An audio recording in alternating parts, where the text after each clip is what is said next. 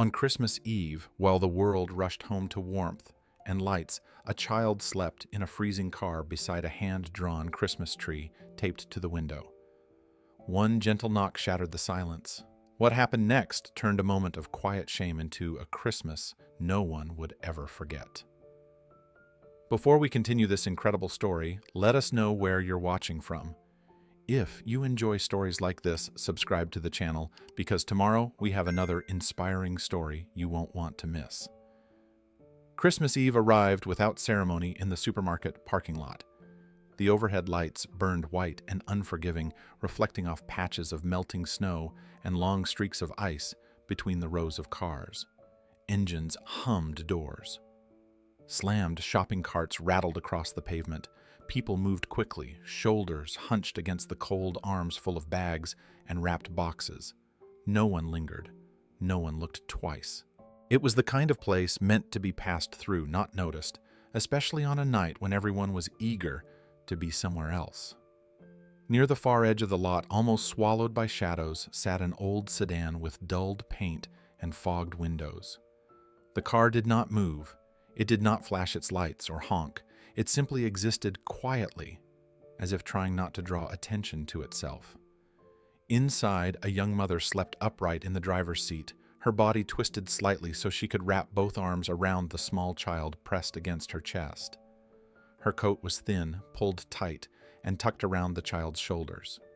She had positioned herself carefully, blocking drafts, trapping warmth, turning her own body into a shield. The child's face was buried beneath her chin, breath slow and shallow in the cold air. One small hand clutched the edge of her sweater, fingers curled even in sleep. The other hand rested against the car door, leaving faint prints on the glass as the child shifted. The mother barely moved.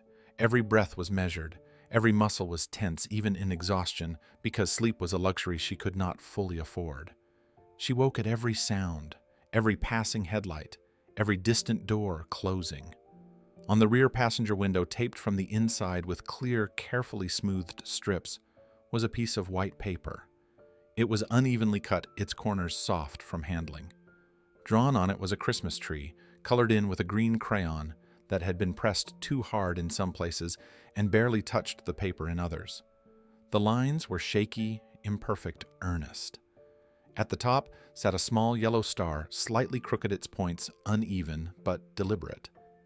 It was a child's work, proud, hopeful, fragile.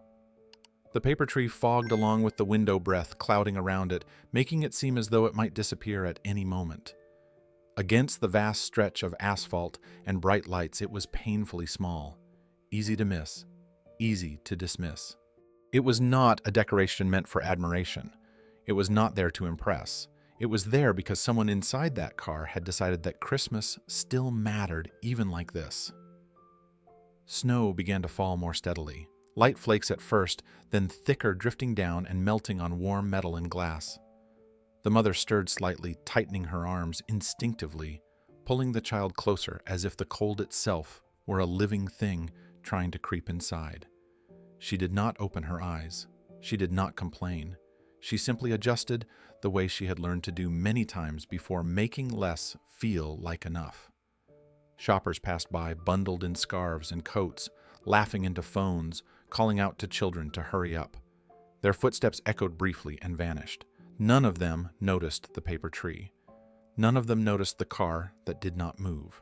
None of them imagined that a few feet away a child was dreaming of Christmas while sleeping in a parking lot, and a mother was silently hoping that this small hand-drawn tree would somehow be enough to make the night feel different.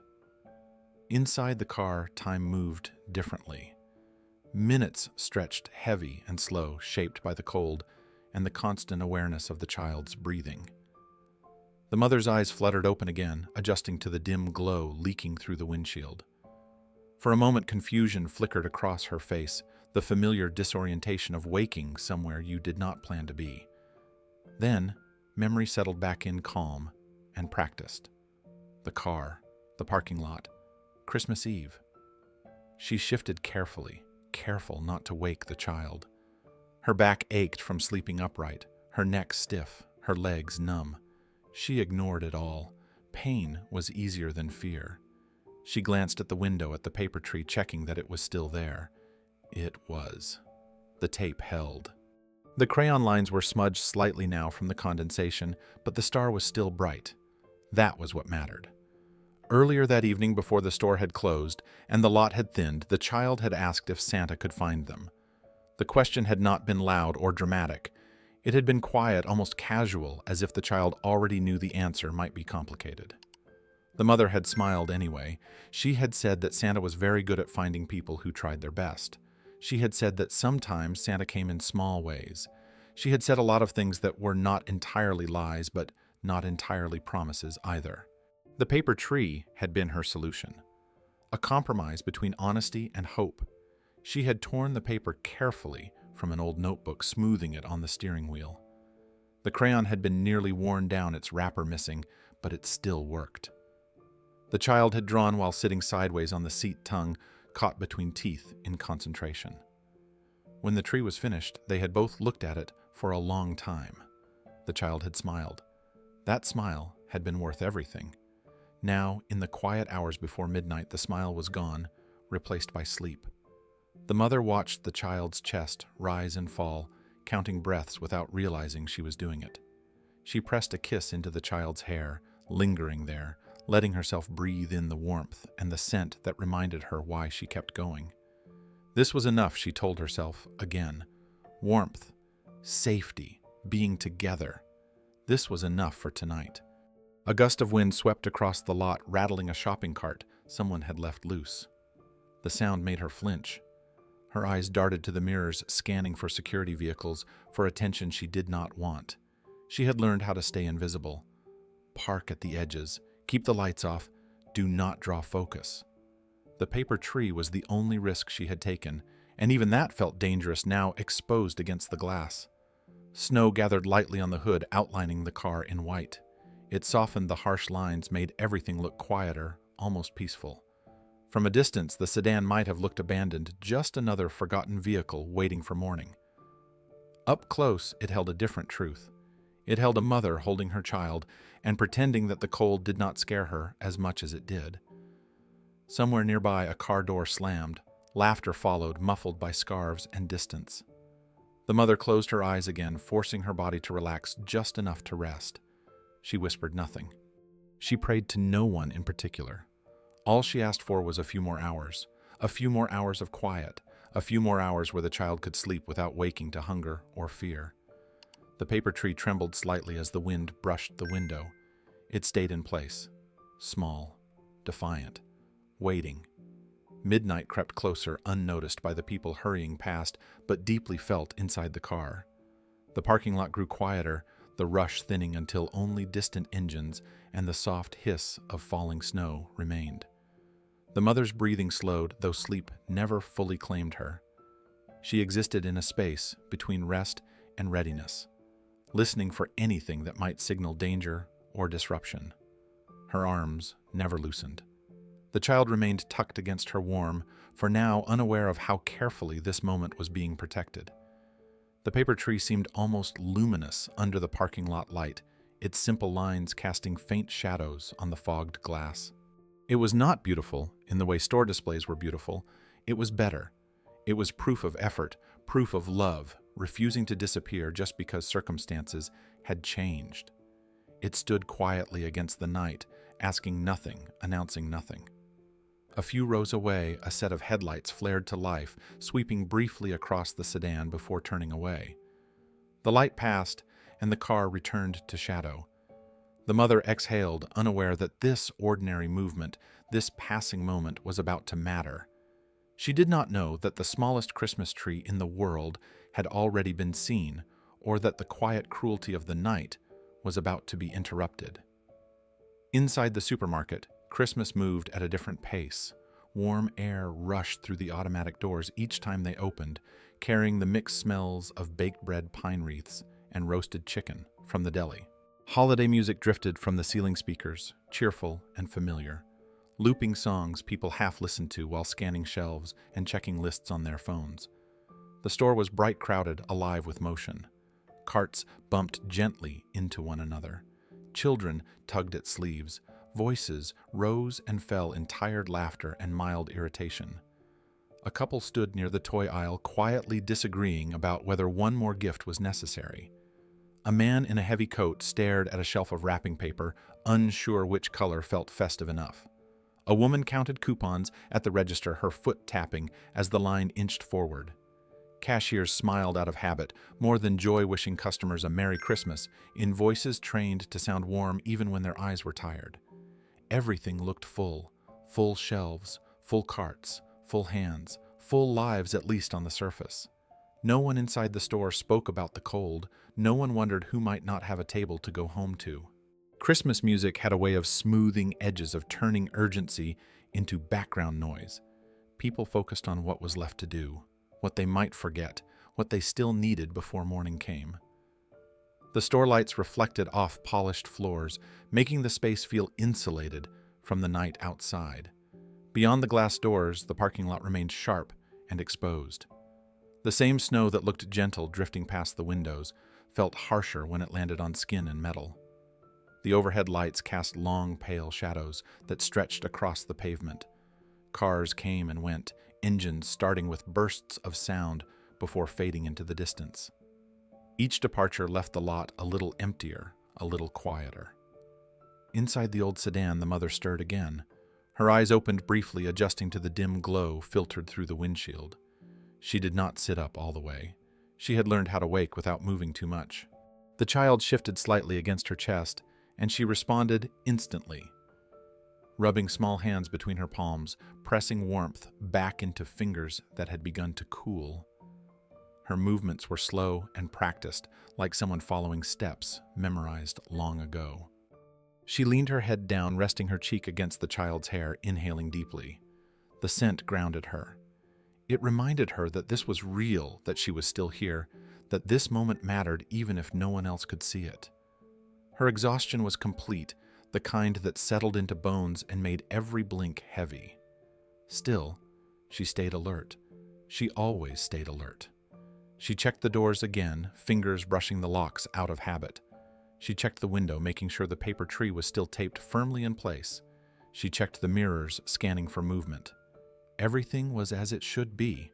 Quiet, stable, safe at least for now. This was not chaos. This was control. Careful, deliberate, quiet control built out of necessity. The mother had planned this night down to small details most people never had to consider. Where to park, when to sleep lightly, how to conserve warmth, how to make sure the child would wake without fear.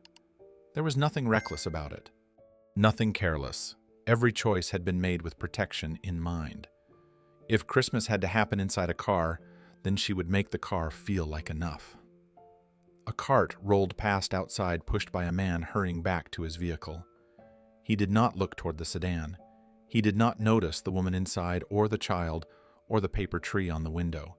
He was thinking about traffic, about food. Cooling in the trunk, about getting home.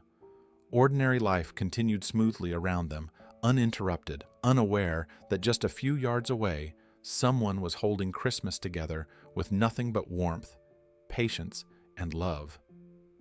Inside the supermarket, the hour crept closer to closing time. A recorded announcement reminded shoppers to bring their final items to the front. Some people groaned softly, scanning their carts to make sure nothing had been forgotten. Others moved faster, urgency replacing leisure. A boy begged his father for a candy bar at the checkout, the father sighing before giving in. A woman laughed into her phone, promising she was on her way home. Christmas carried on in familiar rhythms, predictable and comforting. At the registers, receipts printed endlessly. Bags were packed and handed over, hands brushed as change was exchanged. Merry Christmas was said again and again, the words losing sharpness with repetition, but still carrying a sense of ritual. The store was doing what it always did. It provided, it sold, it wrapped celebration in plastic and paper and sent it home in trunks and back seats. Outside, the wind picked up sweeping loose snow across the lot in thin white lines. The old sedan remained where it was untouched by the flow. The mother shifted her feet slightly, flexing her toes inside worn shoes to keep the blood moving. She adjusted the coat around the child's back, making sure no skin was exposed. Her hands were dry and rough from cold and stress, but they were gentle, always gentle. The child stirred a small sound escaping in sleep, and the mother immediately whispered reassurance, though the child did not wake. She rubbed slow circles between the child's shoulder blades, counting silently, feeling the tension ease again. This was her rhythm. Wake, check, warm, wait. She did not think in hours. She thought in moments, in breaths, in signs that everything was still okay. She glanced toward the store, watching people exit with bags swinging at their sides. Their faces were flushed from warmth and movement. Some smiled, some looked tired. All of them were heading somewhere. She did not envy them in the way people might expect. Envy required energy she no longer had. What she felt instead was distance, like watching a movie through thick glass. Familiar scenes, familiar sounds, a life she remembered but could not step into right now. Her phone rested dark in her pocket. The battery was nearly gone, saved for emergencies only. She resisted the urge to check the time. Time mattered less than survival. She knew the night would be long, but she also knew dawn would come eventually. It always did. She pressed her forehead briefly against the steering wheel, closing her eyes, letting herself rest just enough to reset. Snow collected along the edges of the windshield, framing the view in white. The paper tree was still there, its green crayon lines slightly blurred now, but intact. She smiled faintly at it, a private expression meant for no one else. It was silly, she knew. A piece of paper did not change reality, but it changed how the night felt. It gave shape to something the child could hold on to, even in dreams. A security vehicle rolled slowly through the lot, headlights sweeping across rows of parked cars. The light passed over the sedan, lingering for half a second before moving on. The mother held her breath until it was gone. She had done nothing wrong. Still, she felt relief when the darkness returned. Inside the store, the doors slid shut behind the last customers. The music kept playing. The lights stayed on. Outside, the mother tightened her arms around her child and settled back into stillness. Ordinary life continued all around them, steady and indifferent, while she remained focused on one simple goal: keep the child safe, keep the night quiet, keep Christmas alive even like this. Near midnight, the parking lot settled into a quieter rhythm. Fewer cars arrived, and those that did stayed only moments before leaving again. The cold deepened, pressing against metal and glass. Inside the sedan, the mother adjusted once more, tucking the child closer, checking fingers, checking breath. Everything was steady. Through the supermarket windows, lights glowed warmly, a distant promise that did not belong to them. The music still played faintly inside, muffled but persistent. Outside, snow continued to fall, softening edges, hiding cracks, making the night look gentler than it felt. The paper Christmas tree clung to the window, small and stubborn. It did not glitter, it did not shine, but it stayed. And in that stillness, with ordinary life fading into the background, the smallest Christmas tree waited, unaware that it was about to be seen by someone who would not pass by and would quietly change everything. Keanu Reeves stepped out of the supermarket into the cold, the automatic doors sliding shut behind him with a soft mechanical sigh. The warmth clung to him for a second before the night reclaimed it. He adjusted the collar of his simple dark coat, breath already visible as a faint cloud.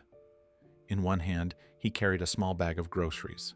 Nothing extravagant, just necessities. The kind of things people grabbed when they realized they were missing one or two items before morning. He walked at an unhurried pace across the parking lot, boots crunching lightly over thin ice and snow.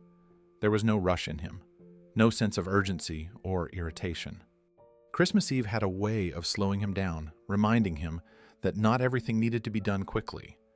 Cars passed behind him, headlights flaring briefly before moving on. He nodded politely at a woman loading her trunk, exchanging a brief smile that meant nothing more than shared acknowledgement of the cold. At his car, he set the bag down and opened the trunk.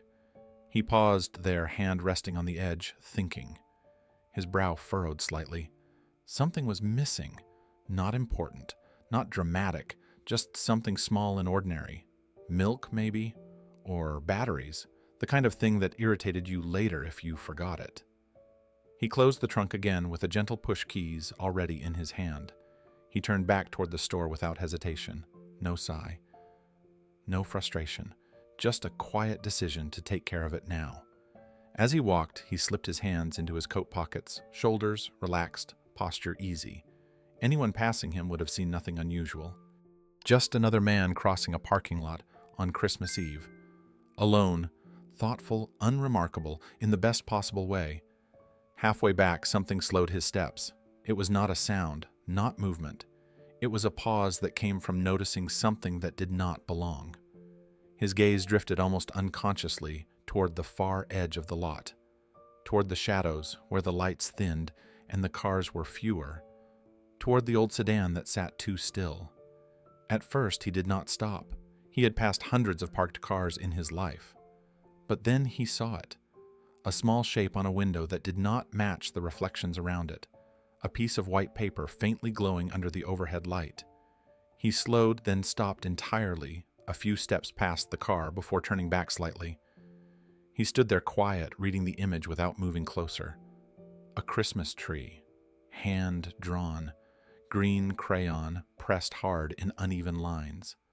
A yellow star at the top, crooked but intentional, taped carefully from the inside. The fog on the window softened. It made it feel almost alive, as if it might breathe.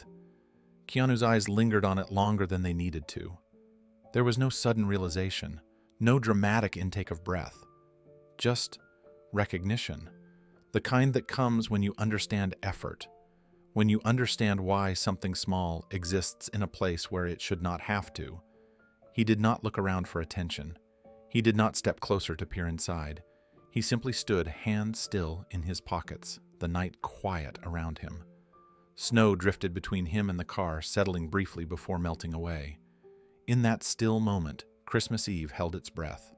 He took a slow step back toward the sedan, careful with his footing, as if sudden movement might break the fragile meaning of what he had noticed. The paper tree remained fixed in place, unmoving, almost stubborn against the glass. Keanu tilted his head slightly, reading it, the way one reads a note left behind, not for information, but for intention. Whoever had drawn it had taken time. Whoever had taped it there had wanted it to stay. He noticed the tape first, not slapped on carelessly, but smoothed, flat corners pressed down so they would not curl in the cold. He noticed the way the star at the top leaned just a bit to the left, as if drawn by a small hand, still learning how to control pressure. He noticed that the green crayon strokes overlapped in places darker where the color had been gone over again and again. This was not decoration. This was effort. The car itself told a quiet story, without words. Dull paint, small scratches along the door, tires worn but intact. It was not abandoned. It was maintained just enough to keep going. The windows were fogged from the inside, a thin layer of warmth fighting the cold. That detail made him pause longer. Fog meant breath. Breath meant life. Someone was in there. Keanu did not move closer yet. He did not touch the glass. He did not try to see inside. There was a boundary here, and he respected it. He shifted his weight slightly, boots crunching softly, and listened. The parking lot had nearly emptied now. The usual noise had faded, replaced by distance and wind and the low hum of streetlights. Somewhere far off, a car radio played a muffled song, then disappeared. He looked again at the paper tree. His expression changed, not with pity, but with something steadier, understanding. He had seen versions of this before in different forms, different places, not always in parking lots, not always at Christmas, but always marked by the same quiet sign, someone trying to create normalcy where it did not naturally exist. Snow brushed past his face, cold against his cheek. He blinked and exhaled slowly. The store doors slid open behind him, releasing a wave of warm air and music, then closed again. The contrast was sharp. Inside celebration, outside survival, and between them this small, stubborn symbol taped to a car window. Keanu's gaze softened. He did not feel the urge to fix anything yet. He did not reach for his phone.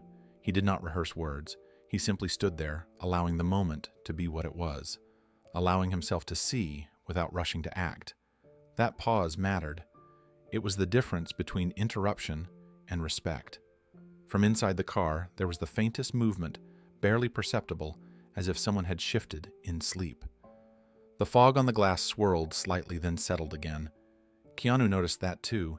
He took another slow step closer, stopping just short of the window, close enough to acknowledge, far enough to avoid intrusion. For a few seconds, nothing happened. No sound. No signal.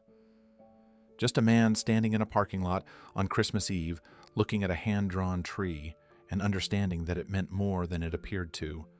The night felt heavier, quieter, as if waiting for him to decide what kind of presence he would be.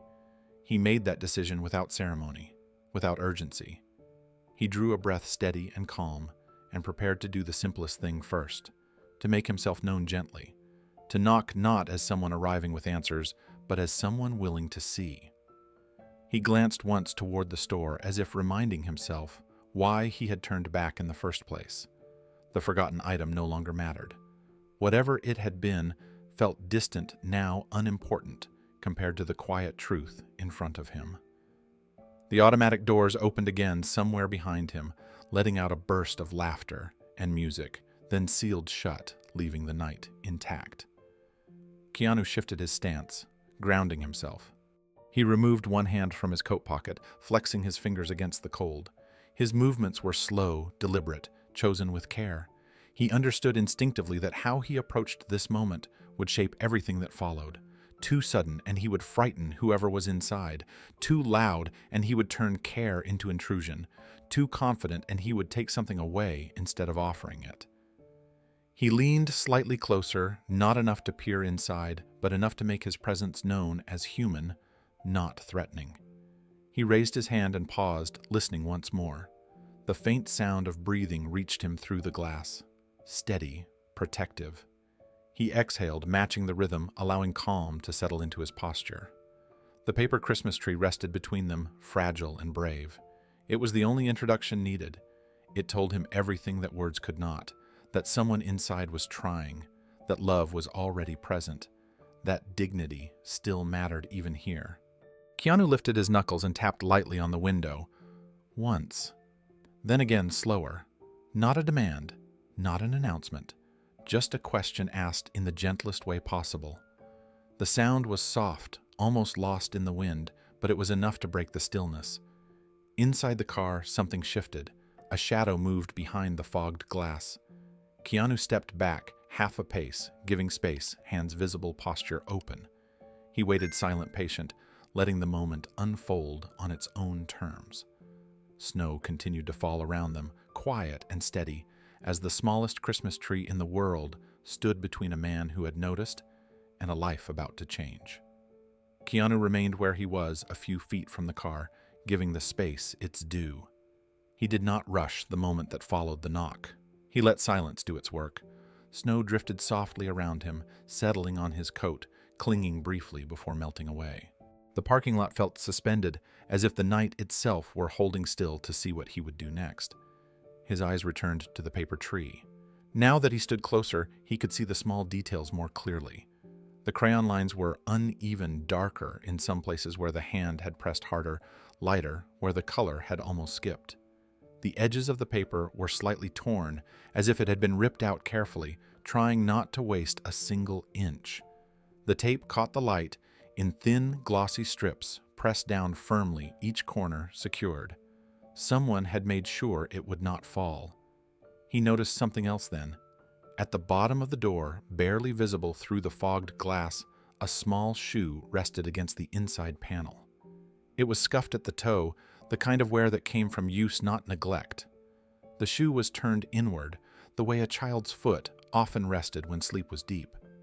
That single detail told him more than 100 explanations ever could. Keanu did not lean in. He did not try to catch a glimpse of faces. He did not press his hand against the glass. He stayed exactly where he was, understanding instinctively that there was a line here. On one side was concern, on the other was intrusion. He had no right to cross it without permission. The shadow behind the window shifted again, subtle but unmistakable. Someone inside was awake now. He could sense the alertness, the quiet readiness that came with being startled in the night. He waited. He kept his posture open, shoulders relaxed, hands visible at his sides. He made himself smaller, less imposing, just another person standing in the cold. In that stillness, he made a choice. It was not dramatic. It did not come with a speech or a swell of emotion. It was the kind of choice people made every day without realizing it mattered. He could walk away now, pretend he had seen nothing. Let the moment pass like so many others. The world would not stop him. No one would question it. But walking away would mean leaving the paper tree unseen, leaving the careful tape unacknowledged, leaving the small shoe pressed against the door as just another invisible detail in a night full of them. He understood that too. Keanu shifted his weight slightly, grounding himself again. He did not feel pity. He felt respect. Respect for effort. Respect for restraint. Respect for the quiet courage it took to survive without asking to be noticed. That respect shaped everything that followed. He took one slow step back, not away, but to give more space. He wanted whoever was inside to know they were not cornered. That this was not an accusation or an inspection, just presence. Just attention offered, not imposed. The wind whispered across the lot, carrying distant sounds from the street. Somewhere far off, a siren rose and fell. Here in this small pocket of night, nothing else moved. The paper tree stayed taped to the window. The shoe stayed pressed against the door. Keanu stayed still. He waited, choosing gentleness over convenience, patience over impulse. And in doing so, he allowed the moment to become something different. Something that could open instead of close. Something that did not judge what it saw, but simply acknowledged it. From inside the car came the faintest sound, a breath drawn in sharply, then held. Keanu noticed it without reacting. He did not speak. He did not move closer. He understood that the first seconds after being noticed were often the hardest. Fear arrived before logic. Shame arrived before explanation. He allowed space for all of it. The fog on the window shifted again, curling and thinning, then settling back into place. The outline of a shoulder appeared briefly, then disappeared, as if whoever was inside had sat up slightly and then stopped, unsure of what to do next. Keanu's eyes stayed soft. He focused again on the tree, on the small, deliberate act that had brought him here in the first place. It reminded him to stay grounded in what mattered. He thought about how easy it would have been not to see it. How many times people passed moments like this without registering them at all. Not out of cruelty, but habit, speed, distraction. He felt no anger toward those people. He understood them. Life demanded attention everywhere at once. Still, understanding did not absolve him of his own choice now. Keanu's breath slowed. He matched the stillness of the car, letting calm lead instead of urgency. He knew that whoever was inside was likely weighing options, whether to open the window, whether to speak, whether to stay silent and hope he would leave. He wanted to remove pressure from that decision, not add to it. He shifted slightly again, turning his body at a gentle angle instead of facing the car directly. It was a small thing, but it mattered. Directness could feel confrontational. Angles felt safer. He rested his hands loosely at his sides, fingers relaxed, palms visible. There was no authority in his stance, no demand, just a man waiting. Snow collected at his feet, softening the sound of the world. A distant car passed on the road, beyond the lot tires, hissing briefly on wet pavement. The supermarket lights hummed steadily behind him. All ordinary sounds, all far away. Here the moment remained intimate, contained within a few feet of space and silence. The paper tree fluttered slightly as the car's heater clicked on and off. The movement was barely noticeable, but Keanu saw it. He smiled, not outwardly, but in the way his eyes softened again. Someone inside was managing warmth. Someone was thinking ahead. Someone was trying. He thought of the word enough, how rarely it was used without comparison. Enough money, enough space, enough time, enough comfort. Standing here, he realized that enough could also mean effort meeting care, protection meeting presence, love meeting circumstance. The tree did not have to be big to be enough. It only had to exist. The choice before him settled fully now. He could still leave. The night would swallow his footsteps easily. Or he could stay quietly without assumptions and allow the next moment to arrive on its own terms. The answer was already clear to him. Keanu remained. He stayed in the cold. He stayed in the pause. He stayed without judgment, without curiosity that would demand explanation. He stayed because sometimes the most powerful thing a person could offer was not help or answers, but the simple act of seeing someone as they were and choosing not to turn away. Inside the car, the stillness stretched. Whoever was awake did not move right away. Keanu sensed the hesitation, the careful weighing of risk and hope that happened in silence. He did not rush it. He kept his eyes lowered now, not fixed on the window, allowing privacy even in proximity. He wanted his presence to feel optional, not unavoidable. The night air felt sharper as the minutes passed. Cold pressed into his coat, into his hands, but he did not react. Discomfort was temporary. Trust was not. He understood that once broken, it was difficult to restore. So he stood steady and quiet, letting time soften the edges of fear. The paper tree caught the light again as a car passed at the far end of the lot. For a brief second, the green crayon seemed brighter, the yellow star warmer. Then the light moved on. The tree remained, small, brave, waiting. Keanu took one more slow breath and felt a calm certainty settle in his chest. This was not about fixing a problem. It was about acknowledging effort, about honoring the fact that someone had tried to give a child Christmas with nothing but a piece of paper and love. He thought of how many moments like this disappeared because no one stopped long enough to notice. How often gentleness was replaced by speed. He refused that exchange here. He chose patience instead. Finally, he spoke, his voice low and even barely louder than the wind. He did not ask a question. He did not introduce himself. He simply said enough to signal kindness enough to say he meant no harm. Then he fell quiet again, leaving room for the night to respond. Snow continued to fall around them, soft and unassuming. And in that quiet space between judgment and compassion, between walking away and staying, Keanu made it clear without words. He had seen them, and he was not leaving. The sound was barely there. A light tap against glass followed by a pause. Then another, slow, careful, measured in a way that felt intentional, as if whoever stood outside understood that too much noise could break something fragile. Inside the car, the mother jolted awake instantly, her body reacting before her mind caught up. Her heart slammed hard against her ribs. For a split second, panic took over completely. Her arms tightened around the child without thought, pulling the small body closer, curling protectively. She sat up straighter, eyes darting to the mirrors, to the windshield, to the shadow just beyond the window. Her first instinct was danger, a guard, a complaint, someone telling her she could not be here. Her breath hitched as she fought the urge to move too fast. The child stirred, murmuring softly, face pressing deeper into her coat. The mother whispered reassurance automatically, though her own voice trembled. She rocked slightly the way she always did when fear spiked, grounding herself through movement.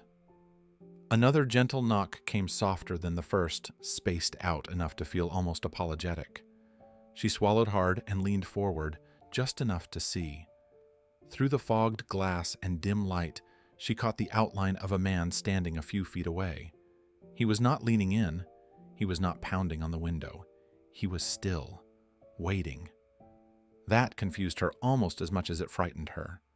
Her hand shook as she reached for the window control. She cracked it open barely an inch enough to let sound through, not enough to invite the cold or risk waking the child fully. Cold air rushed in immediately, sharp against her face. She flinched, then looked up. When she saw him clearly, something inside her collapsed. Not because she recognized who he was, but because his expression was calm, open, unthreatening. There was no authority in his stance, no impatience, just concern held carefully in place. The tension she had been carrying all night surged to the surface at once. "I'm sorry," she said quickly, the words tumbling out before she could stop them. Her voice shook thin and uneven. "I didn't mean to cause any trouble. We're just resting. We'll leave. I can move the car." She pulled the coat tighter around the child, as if bracing for judgment. Her eyes dropped, shame rising hot and fast. The apology kept coming layered and unnecessary, as apologies born from fear often were. She did not wait to hear what he wanted. She assumed the worst because that had been safer for a long time now. Tears blurred her vision before she realized they were there, slipping down her cheeks silently at first, then faster. "I just needed a few hours," she said, her voice breaking despite her effort to keep it steady. "It's cold, and I didn't want to wake them. I know it looks bad." Her hand came up to wipe at her face, embarrassed by the tears, by being seen like this. Being seen at all. The child shifted again, sensing the change in her breathing. She kissed the top of the child's head, whispering that everything was okay, though she was no longer sure that was true. The paper Christmas tree fluttered slightly as the heater clicked on a quiet reminder of why she had stayed.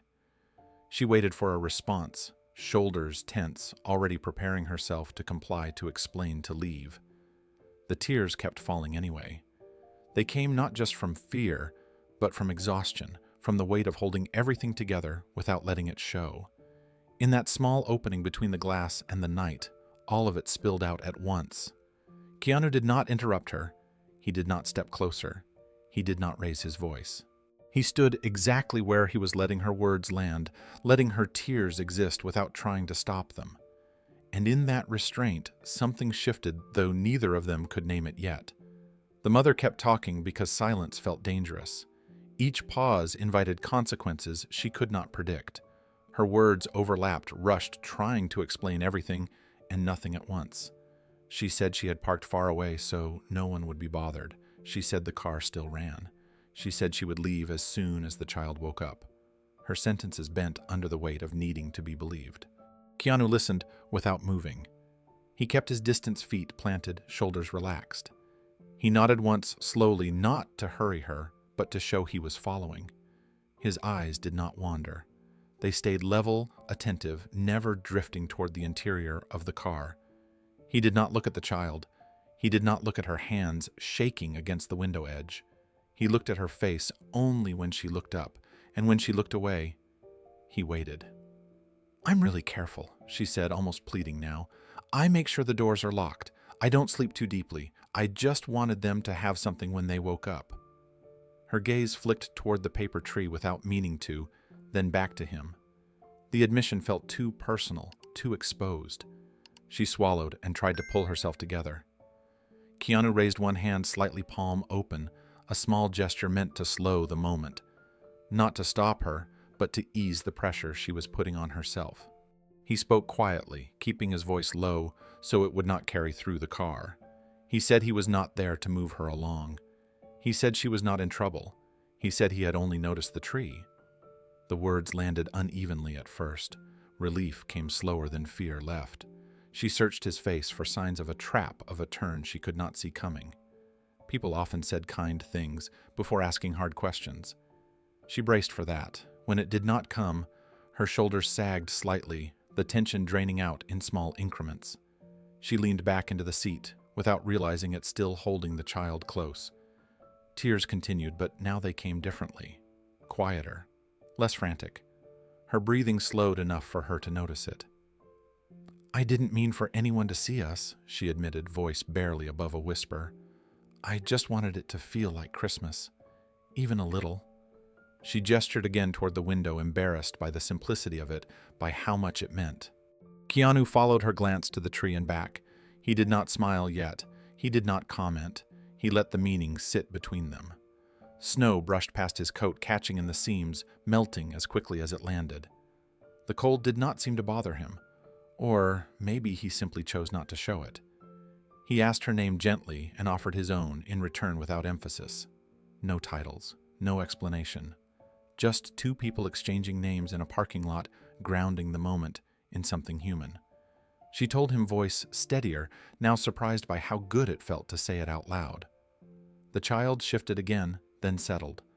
The mother adjusted the coat. Her movement softer now, less frantic. She wiped her face once more, apologizing for the tears out of habit. Keanu shook his head slightly, the smallest gesture, as if to say there was nothing to apologize for. They stood like that for a moment, the window-cracked breath visible between them. The night did not feel quite as heavy. The paper tree stayed taped to the glass, no longer just a fragile symbol, but a bridge.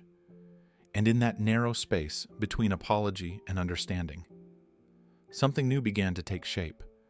The mother fell quiet at last, as if she had said everything she had been holding in all night. The silence no longer felt threatening. It felt careful. She rested her forehead briefly against the edge of the window frame, eyes closed, breathing slowly, the child warm and steady in her arms. The embarrassment lingered, but it no longer burned as sharply. Keanu remained where he was, respectful of the space between them. His presence felt steady now, not looming, not urgent. Just there, the kind of presence that did not demand anything in return.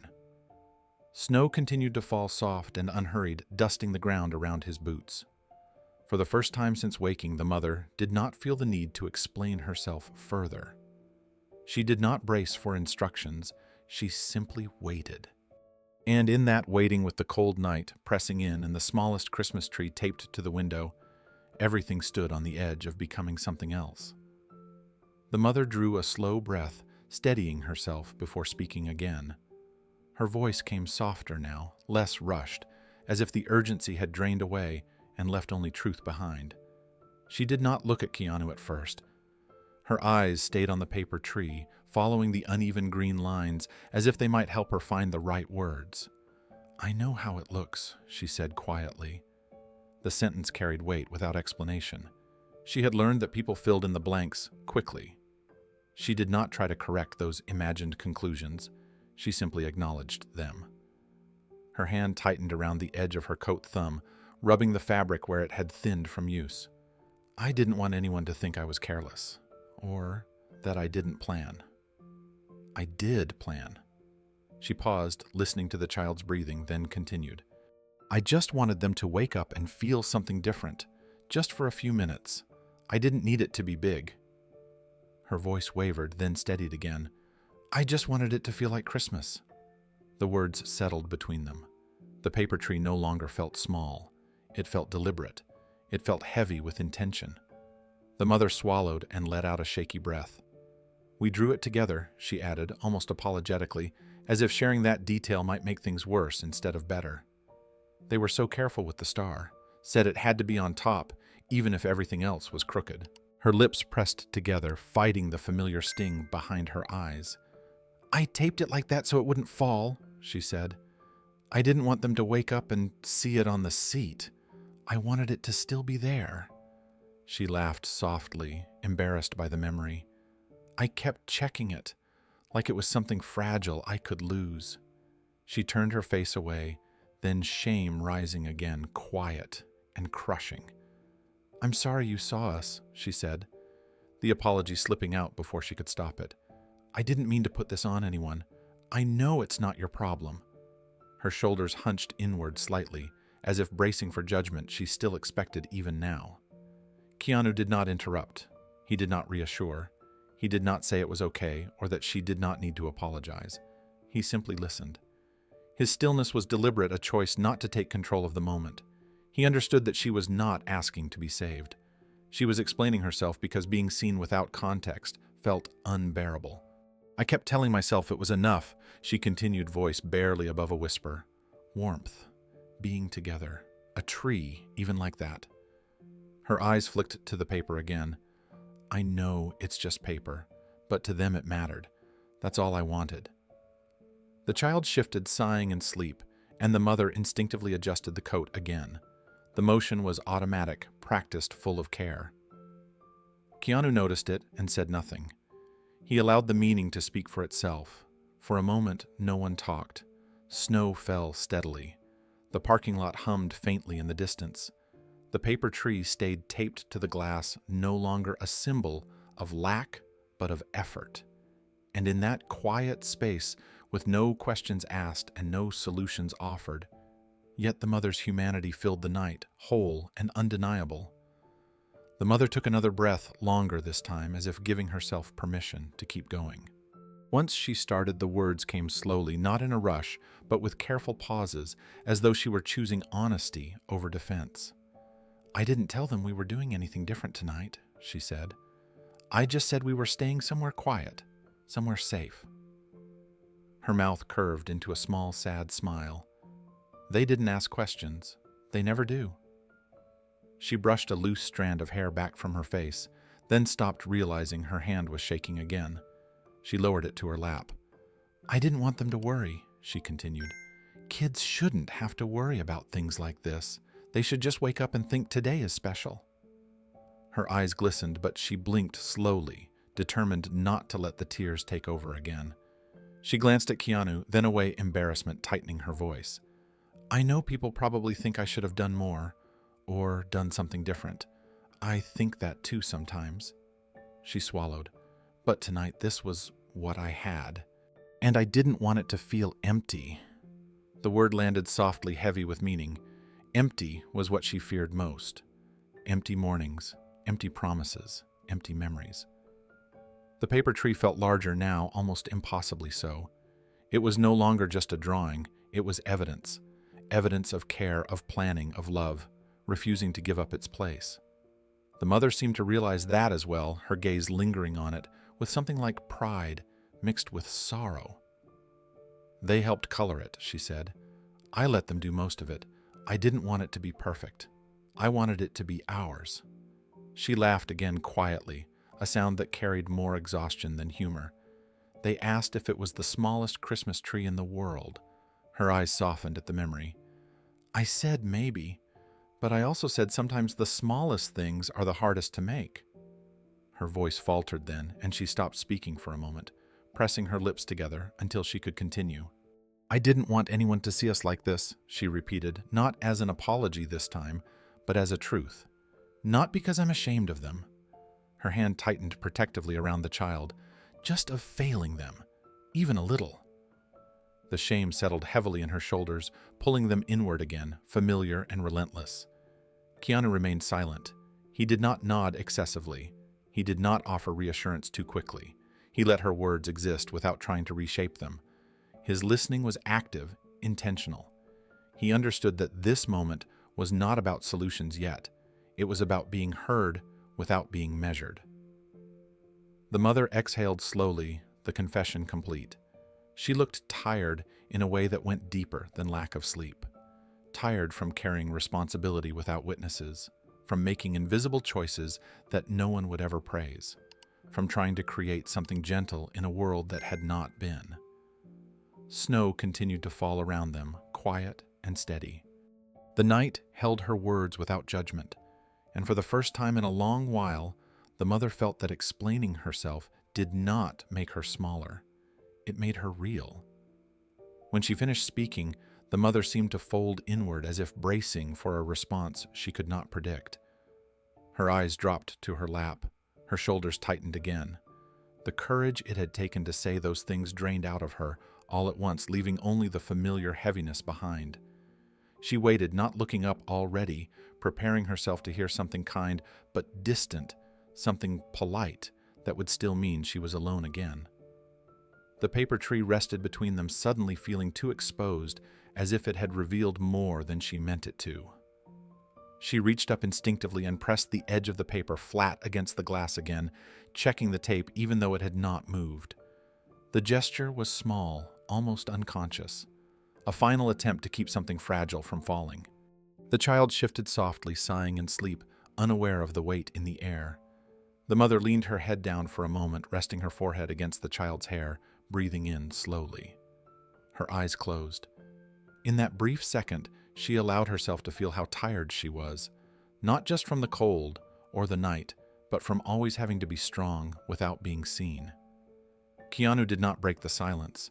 He did not rush to comfort or correct her shame. He stood there present and steady, allowing her words to settle, without being judged or reshaped. The night seemed to soften around them, as if recognizing the honesty that had been shared. Snow continued to fall, quiet and patient. The smallest Christmas tree stayed taped to the window, no longer just a symbol of survival, but a testament to love that had refused to disappear. And in that stillness, something shifted, not outwardly yet, but deep enough to change what would come next. Keanu waited until the mother lifted her head again.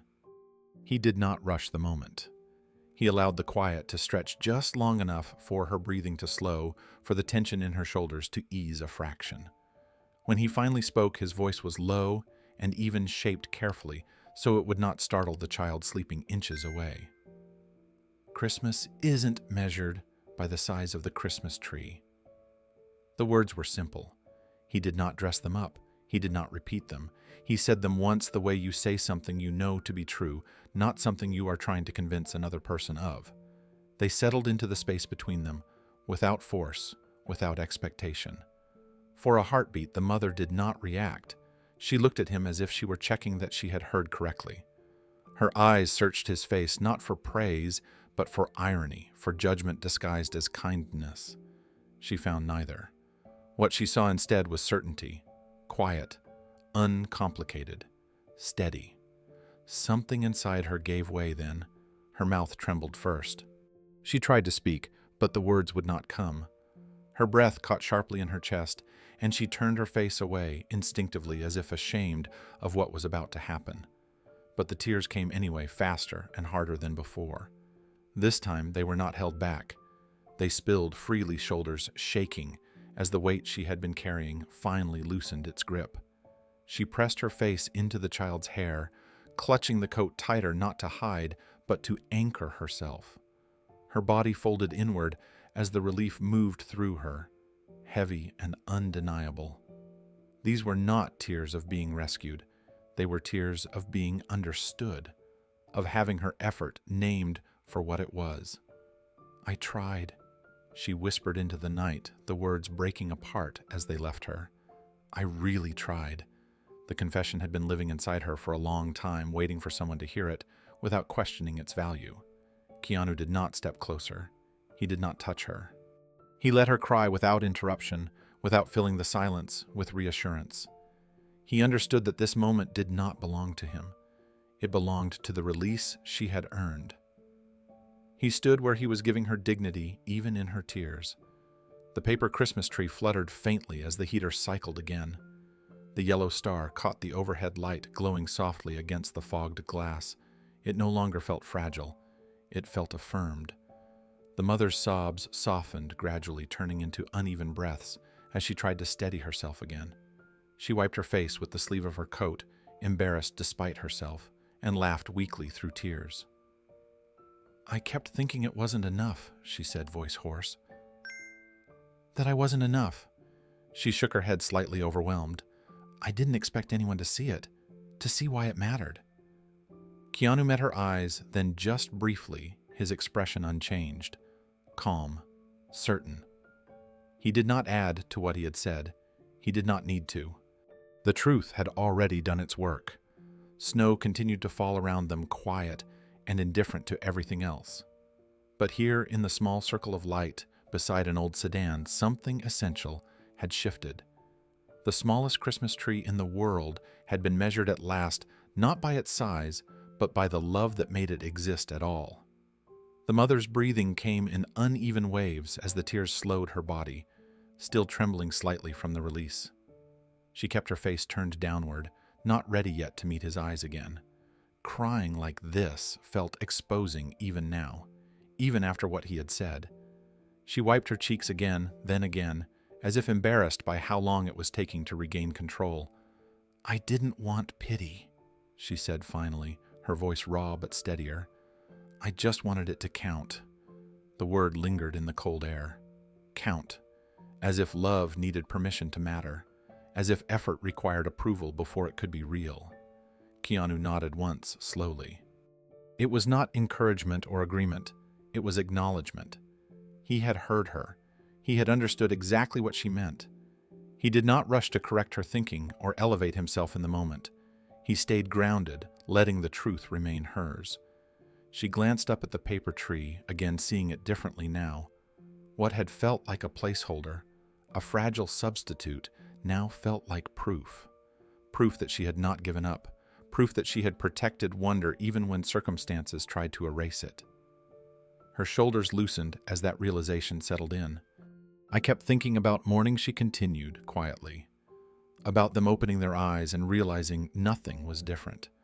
I was afraid of that look, that disappointment. She shook her head slightly. I couldn't let that be the first thing they felt on Christmas. Her hand tightened around the child instinctively, her thumb brushing slow circles through hair. I needed them to feel safe first, happy second. The child stirred faintly, then relaxed again, comforted by her touch. The mother smiled through lingering tears, a softer expression now.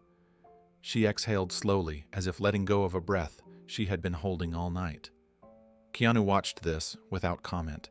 He noticed how naturally her hand moved, how her body instinctively adjusted to shield the child from the open window and the cold.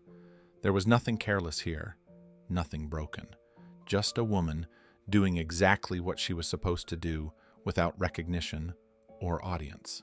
You don't know how heavy it gets, she said almost apologetically, as if worried she was saying too much again, trying to make everything feel normal when it isn't. She looked up at him, then searching his face again, this time without fear. Hearing you say that, it helped. She nodded toward the tree. It made it feel like I wasn't pretending. Keanu met her gaze briefly, then looked back at the tree. You weren't pretending, he said quietly. The words were not added for emphasis. They were spoken the same way as before. Calm, certain, uncomplicated. That was enough. The mother closed her eyes for a moment, letting that land fully. The shame that had pressed so heavily on her chest eased, replaced by something steadier. Validation.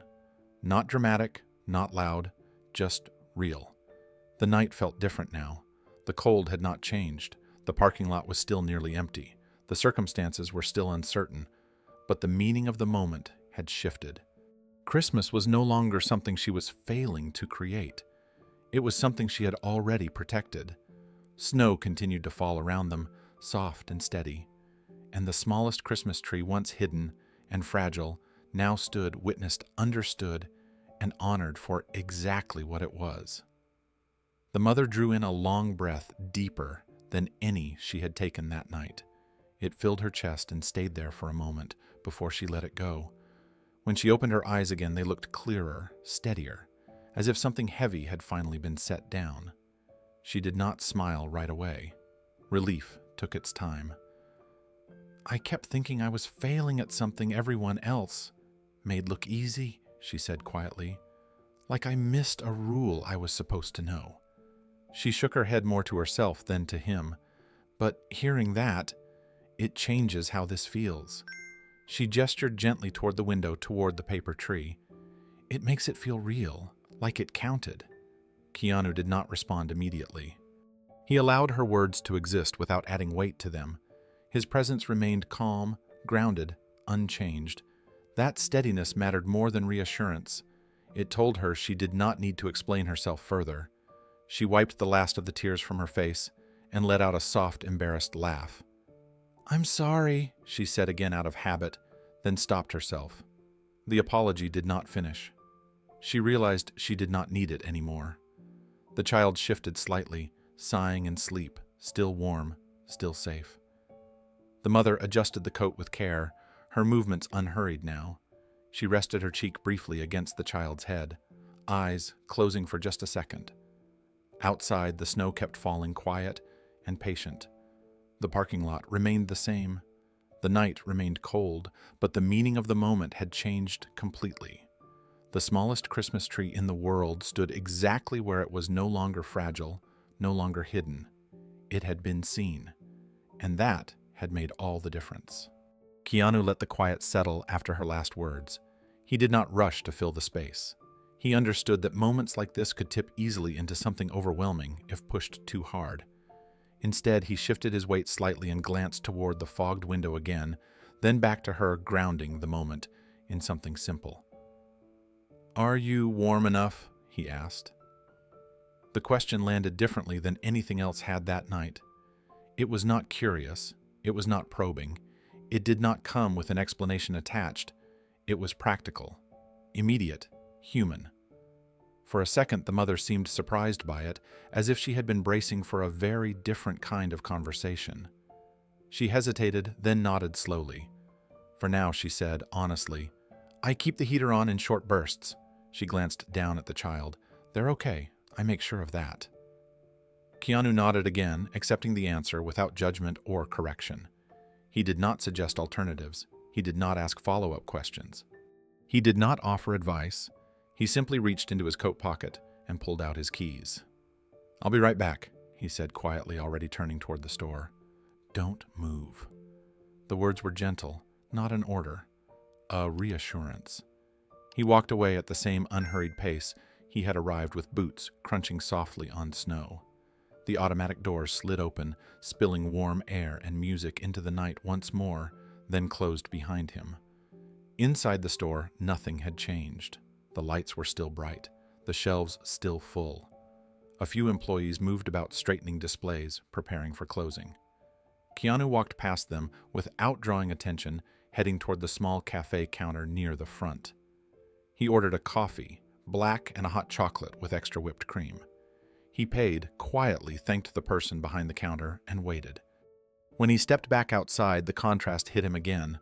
Warmth gave way to cold. Cheerful music faded into wind. He adjusted his grip on the cups, careful not to spill them, and crossed the parking lot once more.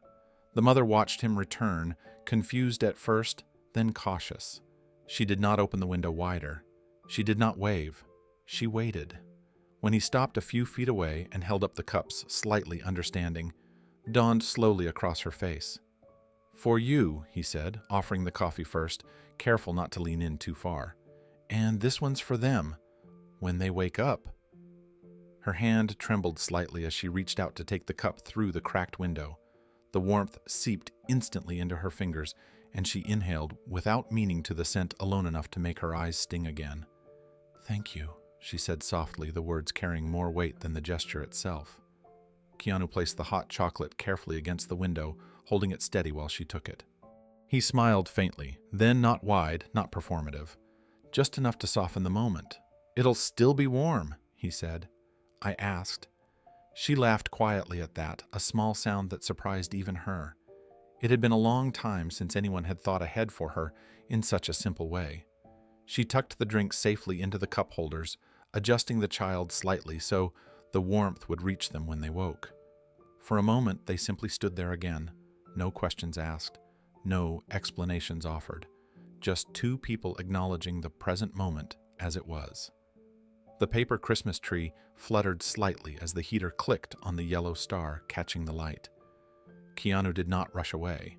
He waited until she had settled the cups, until the child was comfortable again. Only then did he meet her eyes briefly, his expression unchanged. "Let me know if you need anything else," he said simply. And for the first time that night, the mother believed she might actually be allowed to accept help without having to justify why she needed it. The mother wrapped both hands around the warm coffee cup, letting the heat sink slowly into her palms. She had not realized how cold her fingers were until that moment. The warmth traveled upward, easing the tightness in her chest in a way she had not expected. She took a small sip, careful not to burn herself, and closed her eyes briefly as the warmth spread. "This helps," she said quietly, "not just about the drink. More than you know." Keanu nodded once, accepting the gratitude without absorbing it. He did not deflect it or build on it. He simply allowed it to exist. His gaze moved briefly to the child still asleep, then back to her face. He remained mindful not to stare, not to linger longer than necessary. "When they wake up," he said softly, "the chocolate should still be good. If not, I can grab another." There was no assumption in his voice, no plan that trapped her into obligation, just an option offered lightly. She smiled at that, a real smile, this time small but genuine. "They'll love it," she said. "They've been asking for hot chocolate for days." She stopped herself, realizing she was about to explain why she hadn't been able to get it. The explanation died on her lips. She did not need it here. Keanu noticed that shift and respected it. He did not invite further details. He did not ask about days or weeks or how long they had been managing like this. He stayed anchored in the present, where dignity lived. A breeze swept through the lot again, and Keanu adjusted his stance slightly, angling himself to block some of it from reaching the open window. It was a small, almost unconscious act. The mother noticed anyway. "You don't have to stand out there," she said quickly. "It's cold. I'm all right," he replied easily. "I've been colder." The words were simple, offered without comparison. They did not minimize her situation. They did not elevate his own. They simply removed the imbalance that pity often created. For another moment, nothing else was said. Snow continued to fall. The parking lot remained quiet. The store lights hummed behind them. The paper Christmas tree stayed taped to the window, its meaning now layered with warmth and coffee and hot chocolate waiting for morning. Keanu took a small step back, then giving her space again. "I'll check in a little later," he said, "just to make sure you're still okay." She nodded, feeling no pressure in the promise. Only steadiness. As he turned to leave, the mother watched him go, the warmth still in her hands, the child still safe in her arms. Help had arrived not as a solution, but as respect. And for the first time in a long while, that felt like enough to breathe. Keanu stepped back far enough to give her space again, then turned slightly away from the car. He did not announce what he was about to do. He did not frame it as help or a solution. He simply walked a short distance across the lot, far enough that his voice would not carry far enough that whatever he chose to say would remain private. The mother watched him go, a new tension settling quietly in her chest. She had learned to read the signs. People often stepped away like that before returning with conditions, before asking questions, before offering help that came with invisible costs. She told herself not to assume anything, but the instinct was there all the same. Keanu leaned against the side of his car, phone pressed lightly to his ear, head tilted down. His voice stayed low, almost lost to the wind. He did not pace. He did not gesture. He listened more than he spoke. From a distance, it looked like an ordinary call, the kind made every day by people standing in parking lots late at night. He asked about availability, about something close, nothing fancy, somewhere warm, somewhere quiet. He gave a name and a card number. He declined add-ons. He confirmed details once, then again. When he ended the call, he did not linger. He slipped the phone back into his pocket and stood there for a moment, breathing out slowly, as if making sure the decision settled correctly. When he walked back, his pace was the same as before. Unhurried, neutral. He stopped at the same respectful distance from the window, careful not to crowd the space he had worked so hard to keep safe. "There's a small hotel not far from here," he said calmly. "They have rooms open." The mother's first reaction was not relief, it was hesitation. Her grip on the coffee cup tightened slightly. Her shoulders drew in. "I can't," she started, then stopped. She shook her head once quickly. "I don't want to cause trouble, or owe anyone anything." Keanu lifted one hand gently, the same calming gesture as before. "You wouldn't," he said. "There's no paperwork tonight, no explanations, just a room, warm beds, a door that locks from the inside." She swallowed. The idea landed heavier than she expected. A bed, real sleep, privacy. The word felt almost dangerous. "I don't want to take something meant for someone else," she said quietly, her voice careful. "I don't want to do this wrong." "You wouldn't be," Keanu replied. His tone did not change. "You'd just be resting." She looked down at the child, still asleep, cheeks flushed now from the warmth of the heater and the hot chocolate waiting nearby. The thought of laying them down somewhere safe, somewhere quiet, made her chest ache. At the same time, fear crept in. Accepting help often meant surrendering control. She had learned how quickly things could shift once control was gone. "I don't want strings," she said, finally meeting his eyes again. "I don't want anyone checking on us or asking questions in the morning." Keanu nodded. "There aren't any," he said simply. "You can leave whenever you want. No one will ask why you were there. Tonight doesn't need a story." The simplicity of that nearly undid her. She pressed her lips together, thinking, measuring, trying to protect herself, even as the exhaustion begged for yes. She had spent so long managing everything on her own that stepping into something offered freely felt unfamiliar, almost suspicious. "I'll walk you over," Keanu added, not as insistence, but as reassurance. "Just to make sure you get there okay." She did not answer right away. Snow fell between them, quiet and steady. The paper Christmas tree fluttered once against the glass, catching her eye again. The smallest Christmas tree in the world, taped carefully to a car window, had already been enough to draw kindness without demands. Finally, she nodded. Just once, carefully, as if afraid the night might take it back if she moved too fast. "Okay," she said softly. And for the first time that evening, the future extended beyond the parking lot lights. The mother exhaled slowly, as if releasing a breath she had been holding all night.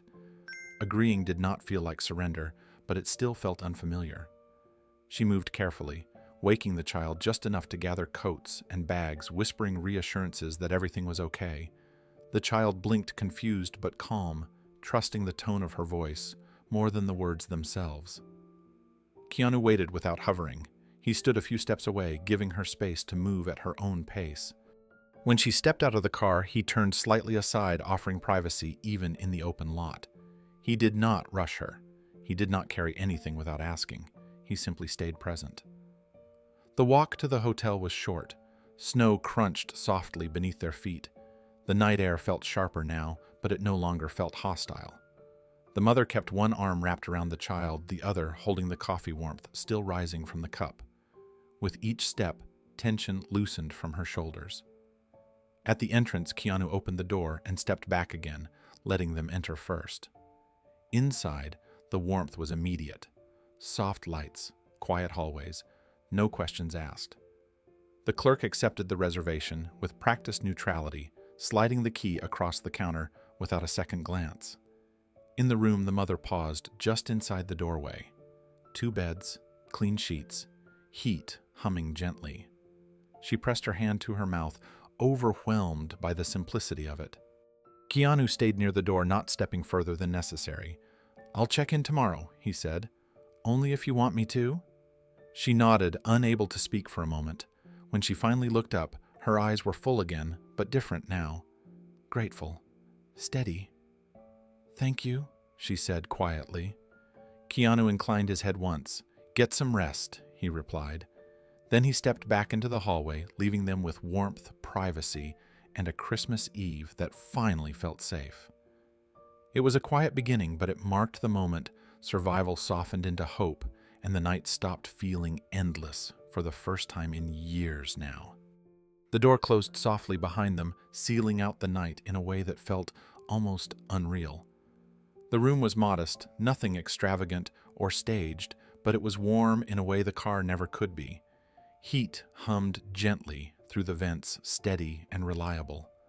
Soft yellow light filled the space, touching the walls without glare, settling into corners instead of exposing them. The quiet was immediate. Not the tense quiet of hiding, but the calm quiet of privacy. The child's eyes widened as soon as they were set down.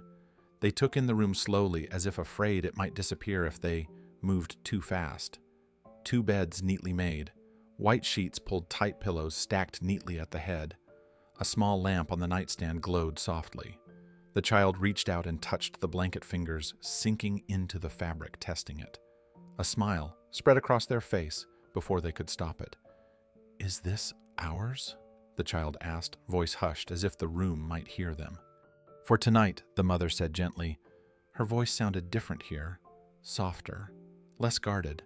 She set their bag down and helped the child out of their coat, hanging it carefully on the back of the chair. She noticed how her hands moved more slowly now, no longer rushed by fear or cold. The child climbed onto the nearest bed without being told, bouncing once before settling, laughing quietly. The sound caught the mother off guard. She stood there for a moment, just watching, hand pressed lightly to her chest. It had been a long time since she had heard laughter that was not followed by worry. Keanu remained near the door, giving them space even now. He glanced around briefly, checking details without comment. The lock, the thermostat, the window closed tight. He nodded once, satisfied. "I'll step out," he said quietly. "You take your time." The mother nodded, grateful for the permission hidden in those words. She guided the child toward the bathroom, then paused. "Can I?" she started, then stopped. She did not know how to finish the question. She gestured vaguely toward the room. Keanu understood anyway. "I'll be downstairs," he said. "No rush." When the bathroom door closed, the mother stood under the shower a moment longer than necessary before turning it on as if letting herself believe it was really there. When the water finally hit warm and steady, she gasped softly. The sound of it filled the room, drowning out every other noise. She leaned her forehead against the tile and let the water run over her shoulders, washing away more than just the cold. Days of tension loosened, muscles unclenched, tears mixed with the water unnoticed and unjudged. Outside the bathroom, the child crawled under the blankets, exhaustion overtaking excitement quickly. Small hands clutched the edge of the pillow. Eyes fluttered, then closed. Sleep came fast and deep, the kind that only safety allows. When the mother emerged wrapped in a towel, the room looked different, peaceful, real. She checked on the child, brushing hair gently back, marveling at how calm their face looked in sleep. She sat on the edge of the bed for a moment, letting the warmth sink in, letting herself exist without planning the next move.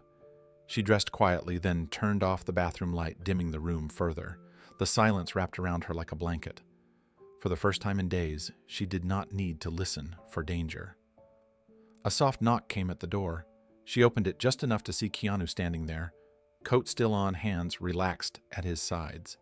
"Everything okay?" he asked. She nodded. "Yes," she said, meaning more than the room. "I'll come back in the morning," he said. "We'll take it from there." She hesitated, then spoke before fear could return. "Thank you," she said again, steady this time. Keanu nodded once.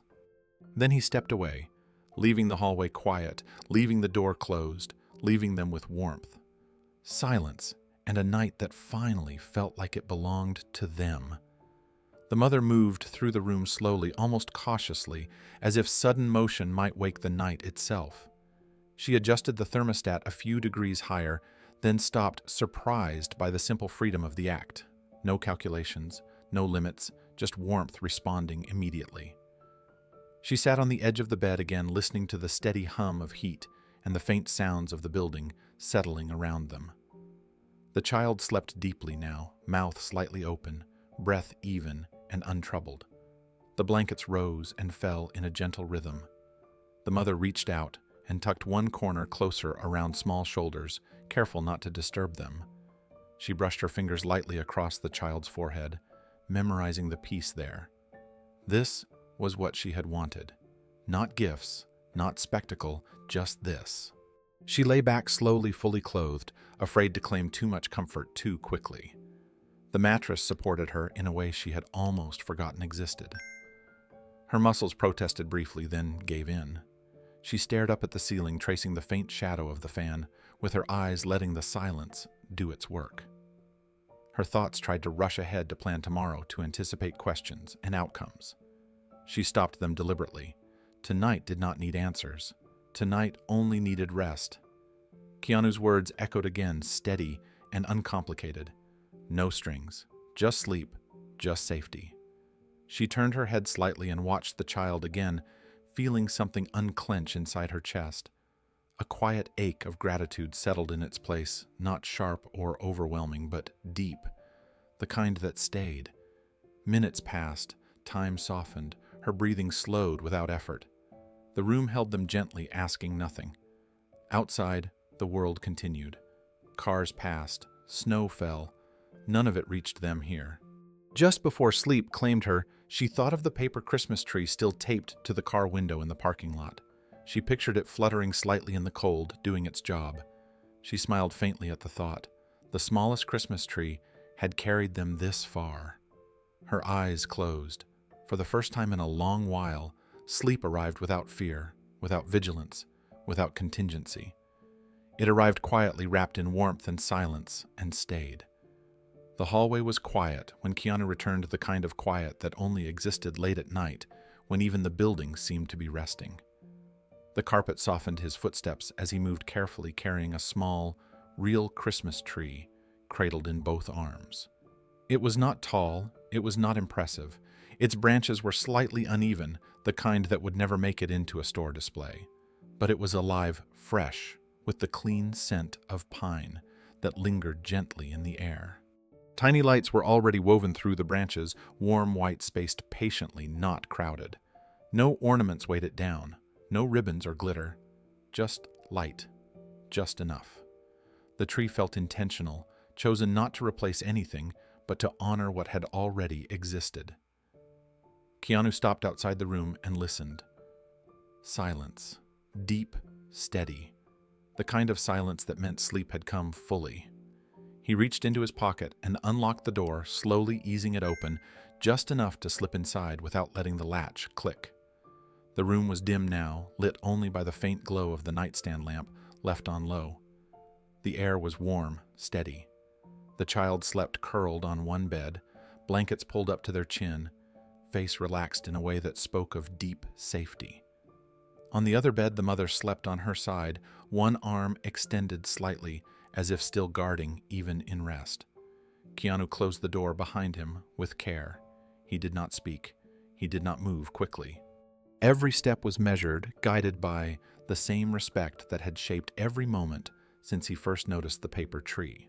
He set the real tree down gently near the window, choosing a place where it would be seen first thing in the morning without needing to be moved. He knelt beside it, adjusting the base until it stood straight. He plugged the lights in slowly, watching as they came to life one by one, soft and warm, casting a gentle glow across the room. The light touched the walls, the ceiling, the edges of the beds, without disturbing the sleepers. For a moment he simply sat back on his heels and looked at it. The tree did not shout Christmas. It whispered it. It filled the room with the same quiet intention as the paper tree taped to the car window earlier that night. Different form, same heart. Keanu's eyes moved briefly to the sleeping mother and child. He did not linger. He did not let himself take ownership of the moment. This was not about him being there. It was about what would be there when he was gone. He reached into his pocket again and removed a small card blank on the front. He wrote only a few words inside, slowly, thoughtfully. No signature, no explanation, just a simple wish written plainly so it would not demand interpretation. He placed the card gently beneath the tree where it would be noticed, but not spotlighted. The warmth of the room wrapped around him, and for a brief second, he allowed himself to feel it too. The night had shifted. Survival had softened into something gentler. The smallest Christmas tree had grown into a real one, but the love that made it possible had never changed. Keanu stood, adjusted his coat, and took one last look around to be sure nothing else was needed. The child stirred faintly, then settled again. The mother did not move. He opened the door quietly and stepped back into the hallway, leaving the room just as he had found it. Peaceful, warm, whole. The door closed behind him with a soft, careful click, and the hallway swallowed the last trace of his presence. Inside the room, nothing stirred. The warm lights of the small tree glowed steadily, patient and quiet, as if they had always belonged there. The mother shifted slightly in her sleep brow, furrowing for a brief moment before smoothing again. The room smelled faintly of pine, now clean and grounding. It threaded gently through the warmth, reaching her without waking her fully. Somewhere between dreams and waking, she felt a sense of completeness she could not explain. Something settled, something finished arranging itself. The child rolled onto their back, one arm flung loosely above their head, face turned toward the soft light. The glow traced gentle shapes across closed eyelids, painting warmth into sleep. No alarms, no sudden noises, just stillness. The tree stood by those window branches, catching light, casting faint shadows that moved slightly as the heat circulated. It did not replace the paper tree that had started the night. It did not erase it. It answered it. Where the paper tree had been an act of courage, this one was an act of response. Both were born from the same place. Morning would come soon enough. Questions might come later. Plans would eventually need to be made. But none of that belonged to this moment. This moment belonged to rest, to safety, to the simple miracle of waking up somewhere warm on Christmas morning. The card rested quietly beneath the tree, its message modest and unassuming. It did not explain, it did not instruct. It simply wished them a Christmas filled with peace. Nothing more, nothing less. Outside, snow continued to fall, layering the world in white. Cars passed on the road beyond the hotel, their sounds muted by distance. The city carried on unaware of the small sacred stillness unfolding in this one room. The mother turned onto her side again, closer to the child, one hand reaching out instinctively until it rested against the bed between them. Her breathing remained slow and even. For the first time in a long while, there was no tension in her posture, no readiness to wake at the slightest sound. The smallest Christmas tree had changed form, but not meaning. What mattered had never been the size of the branches or the number of lights. What mattered was the care behind it, the decision to notice, the decision to respond without demanding anything in return. As the night deepened and Christmas drew closer, the room held its quiet promise. When morning arrived, it would do so gently, with warm, light, soft pine, and a tree that stood waiting not as proof of rescue, but as a continuation of love that had already been there all along. Morning arrived quietly.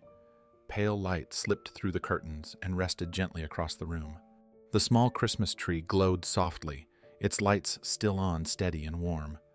The mother woke slowly, disoriented, for a brief second before memory settled in. The bed, the warmth, the silence. She sat up and saw the tree, real and alive, standing by the window, and pressed a hand to her mouth as emotion rose again, fresh and sharp.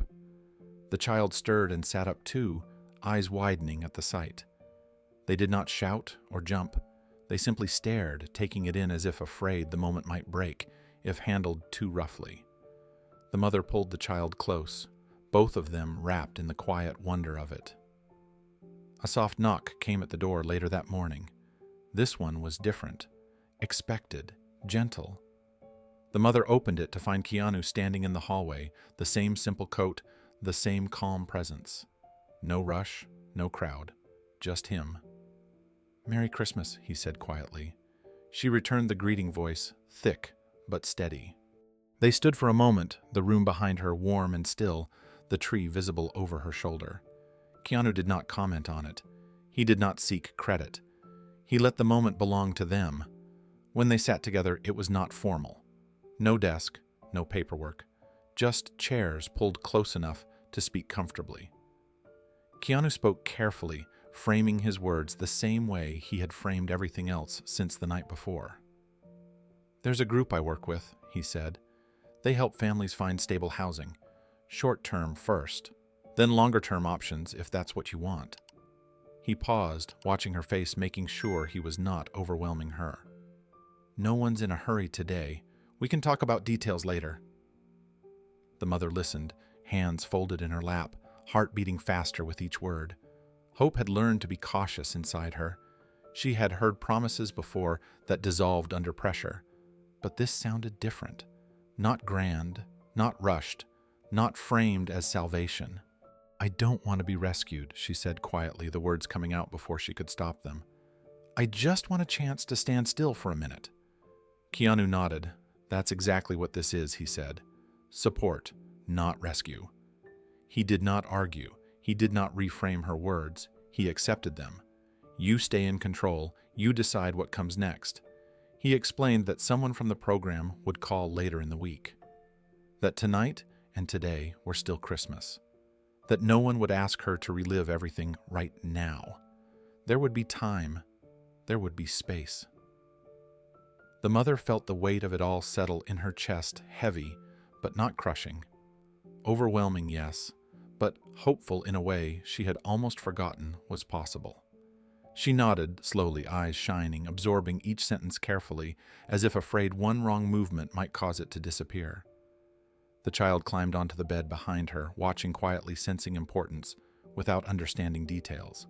The mother reached back and rested a hand on the child's knee, grounding herself in the moment. Keanu finished without flourish. No speeches, no timelines carved in stone, just options laid gently on the table where she could reach them when ready. Today, he said simply, is still Christmas. And for the first time, she believed that tomorrow might exist too. The mother sat quietly for a long moment after he finished speaking. She did not rush to respond, did not reach for questions or reassurances. She simply held the idea in her hands, testing its weight, feeling where it pressed and where it relieved. Support, not rescue. The distinction mattered more than she could explain. She nodded slowly, eyes lifting to meet his. "That sounds possible," she said. The word surprised her. Possibility had felt distant for so long that naming it felt almost bold. "I don't know what it will look like yet, but knowing there's a next step helps." Keanu accepted that without correction. He reminded her again that nothing needed to be decided today. Christmas could remain what it was meant to be. A pause, a breath. He stood, then signaling the conversation was complete without closing any doors. Before he left, he glanced once toward the child, now sitting cross-legged on the bed, tracing a finger along the edge of the blanket. "You did a good job," he said to the mother, not loudly, not ceremonially, just enough to be heard. Her throat tightened, but she held herself steady. She nodded once, carrying the words inward where they could stay. Keanu stepped toward the door, then stopped briefly. "Someone will call in a few days," he said. "If it doesn't feel right, you can say so. You're allowed that." After he left, the room felt fuller, not emptier. The tree lights glowed softly.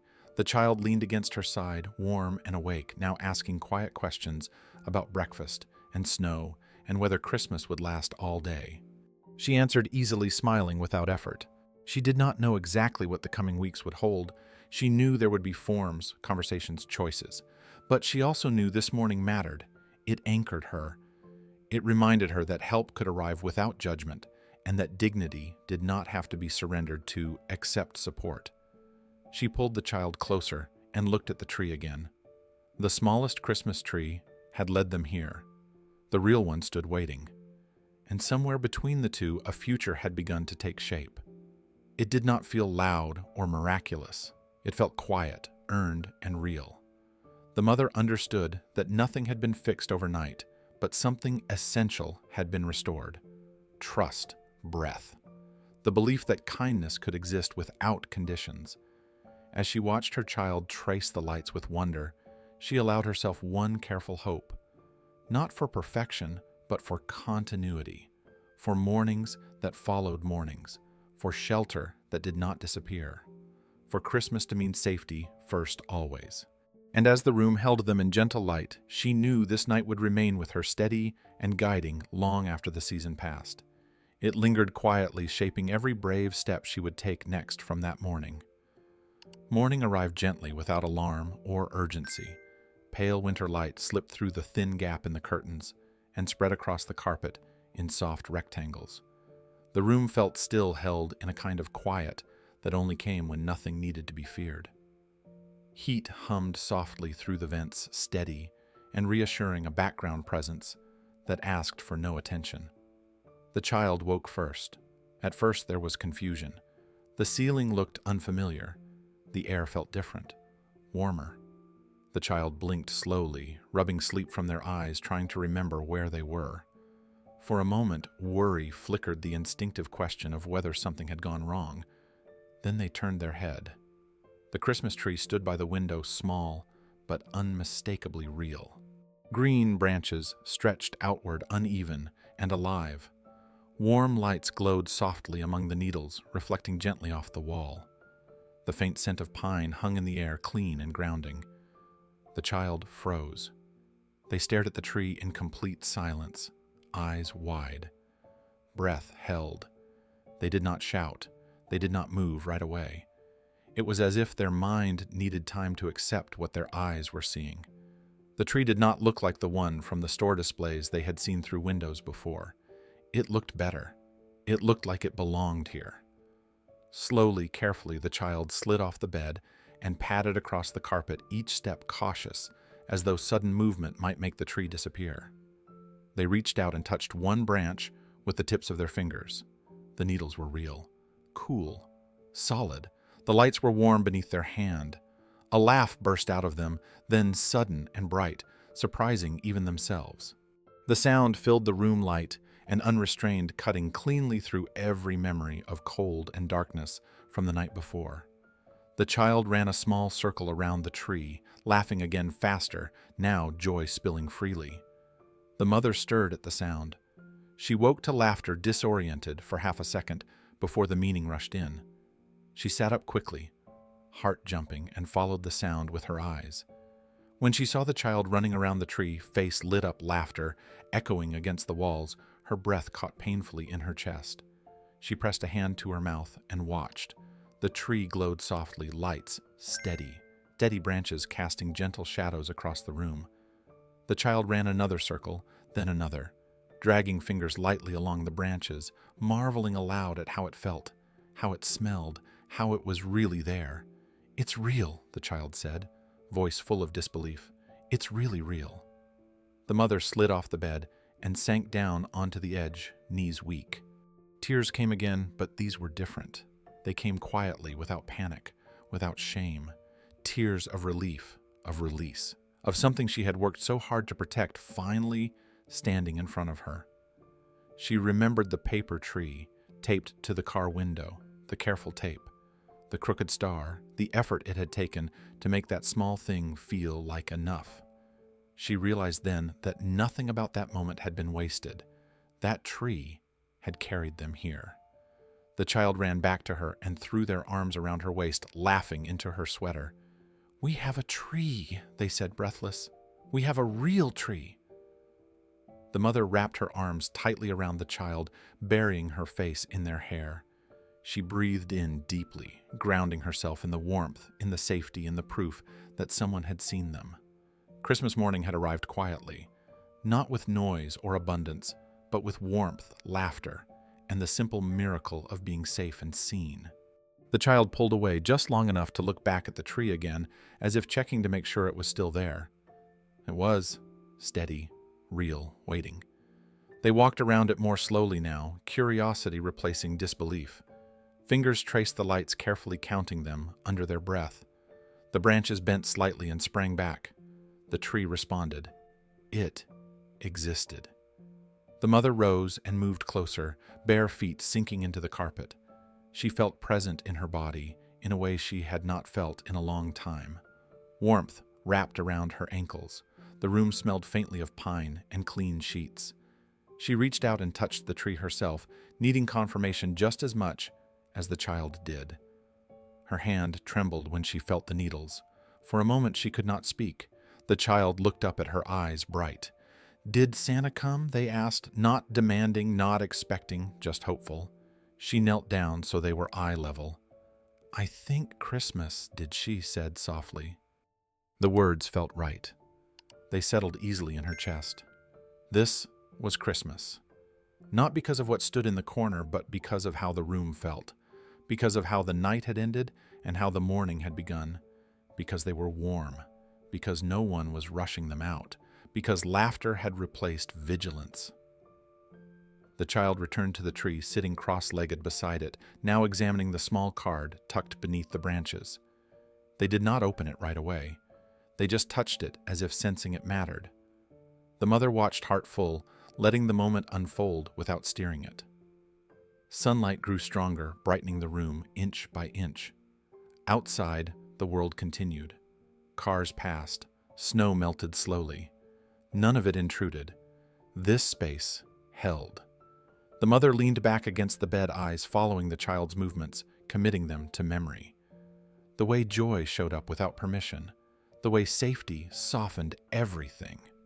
She realized that being seen had changed something fundamental. Not just by Keanu, by the night itself, by the simple act of someone stopping. The smallest Christmas tree had become real, but that was not the miracle. The miracle was that her effort had been honored, that love had been recognized as sufficient long before it was rewarded with anything else. The child finally looked back at her and smiled wide and certain. "This is the best Christmas," they said. She smiled back, tears shining again, and nodded. It was not because of what they had gained, it was because for the first time in a long while, they were not invisible. Christmas morning held them gently wrapped in warmth, laughter, and the quiet knowledge that they mattered. Keanu returned later that morning quietly, the same way he had arrived every time. No announcement, no sense of interruption. A gentle knock, patient and unassuming, giving space for the door to open when it was ready. The mother answered, with the child standing just behind her, peeking out, eyes bright from the morning's wonder. For a moment, none of them spoke. The tree glowed softly in the corner lights, still on branches, alive in the daylight. The room carried warmth now, not just from the heater, but from the way the morning had unfolded. The mother's hand rested lightly on the doorframe, as if grounding herself before stepping fully into the moment. She tried to speak, and could not. Her eyes filled instantly, tears rising without warning or resistance. She shook her head once, a small, helpless motion, and pressed her lips together as if that might hold everything in. It did not. The tears spilled freely, unashamed, now her shoulders trembling as gratitude surged through her with a force she had no words for. "Thank you," she managed, finally, voice breaking. The words felt inadequate the moment they left her mouth. She reached up to wipe her face, embarrassed again by the emotion, but unable to stop it. "I don't know how to say it," she said. "I don't know how to explain what this means." Keanu lifted one hand gently, not to stop her, but to slow the moment. His expression remained calm, steady, unchanged by the intensity of her gratitude.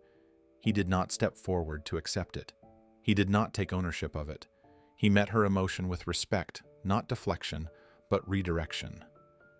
"You already did," he said quietly. She looked at him, confused through tears. He nodded toward the window, toward the place where the paper tree had once been taped the night before. Though it was gone now, the memory of it remained clear between them. "That tree," he said, his voice low and certain. "That told me everything I needed to know." The words landed gently but firmly. She inhaled sharply, the meaning sinking in. Her mind flashed back to the parking lot, the cold, the careful tape, the crooked star. The way she had worried it was not enough, the way she had apologized for it existing at all. Keanu continued, choosing his words with care. "You didn't give up on Christmas," he said. "You protected it. You made it safe for them." He glanced briefly at the child, then back to her. "That matters." Her breath caught again, deeper this time. She pressed one hand to her chest, as if steadying something that threatened to collapse inward.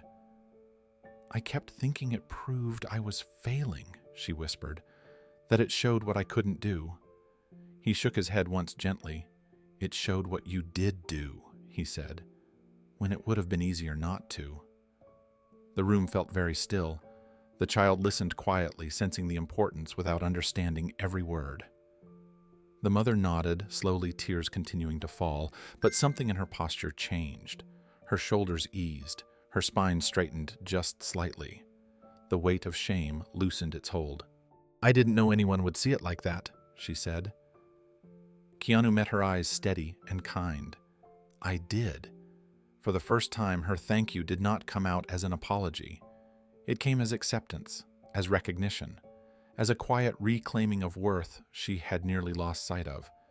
She nodded, wiping her face again, breathing deeply. The words she had needed were not grand or poetic. They were simple. They restored something essential. And in that moment, gratitude did not need to be spoken again. It lived in the space between them, held gently complete as it was. The mother stood a little straighter now, as if something invisible had shifted inside her.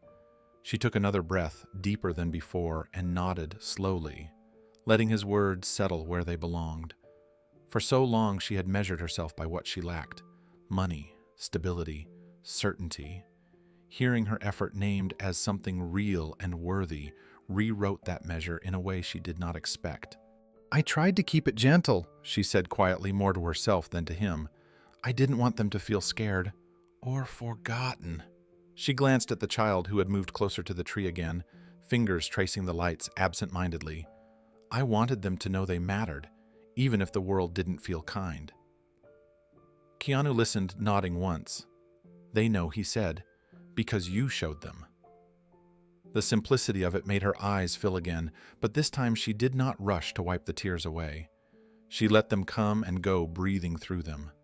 The shame that had followed her for months, maybe longer, felt quieter now, smaller. It no longer defined the room. The child turned back toward them, then sensing the shift, and smiled shyly at Keanu. "Thank you for the tree," they said, voice soft but sure. Keanu smiled in return, a small, warm expression that reached his eyes. "You're welcome," he replied. "Take good care of it. We will." The child promised immediately, solemn and earnest. That was enough. Keanu glanced around the room once more, checking nothing, simply acknowledging the space. "I won't stay long," he said gently. "I just wanted to make sure you were all right." "We are," the mother said, surprising herself with how true it felt. "We really are." They walked him to the door together. The hallway beyond was quiet, bathed in the same soft light as before. Before he stepped out, the mother hesitated, then spoke again, her voice steady now. "You didn't just help us," she said. "You reminded me who I am." Keanu inclined his head slightly, accepting the words without holding on to them. "You already knew," he said. "You just needed someone to say it out loud." He stepped back into the hallway, then leaving the door to close gently behind him. The mother stood there for a moment longer, hand resting on the frame, feeling the steadiness inside her chest. When she turned back to the room, the tree glowed softly. The child waited with a smile, and the morning felt open instead of fragile. No more words were needed. The gratitude had been exchanged in full. Keanu stepped out into the hallway and let the door close behind him with a quiet click. He did not linger. He did not turn back. The moment inside the room was not his to hold on to.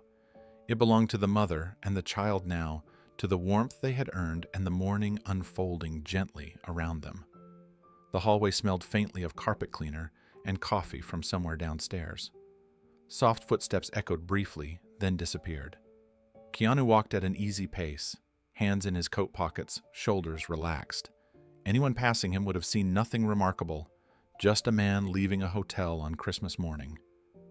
Outside, the cold greeted him again, sharp but clean. Snow had stopped falling, leaving the world freshly dusted and quiet. Cars moved through the streets beyond the lot, people heading to breakfast, to relatives, to obligations waiting to be met. Christmas continued in all its ordinary motion. Keanu crossed the lot without hurry. He did not look around to see if anyone was watching. He did not check his phone. There was no need. The work he had come to do was finished, not solved, not completed, but set in motion. He reached his car and paused for a moment before opening the door. From here, the hotel windows reflected pale sunlight.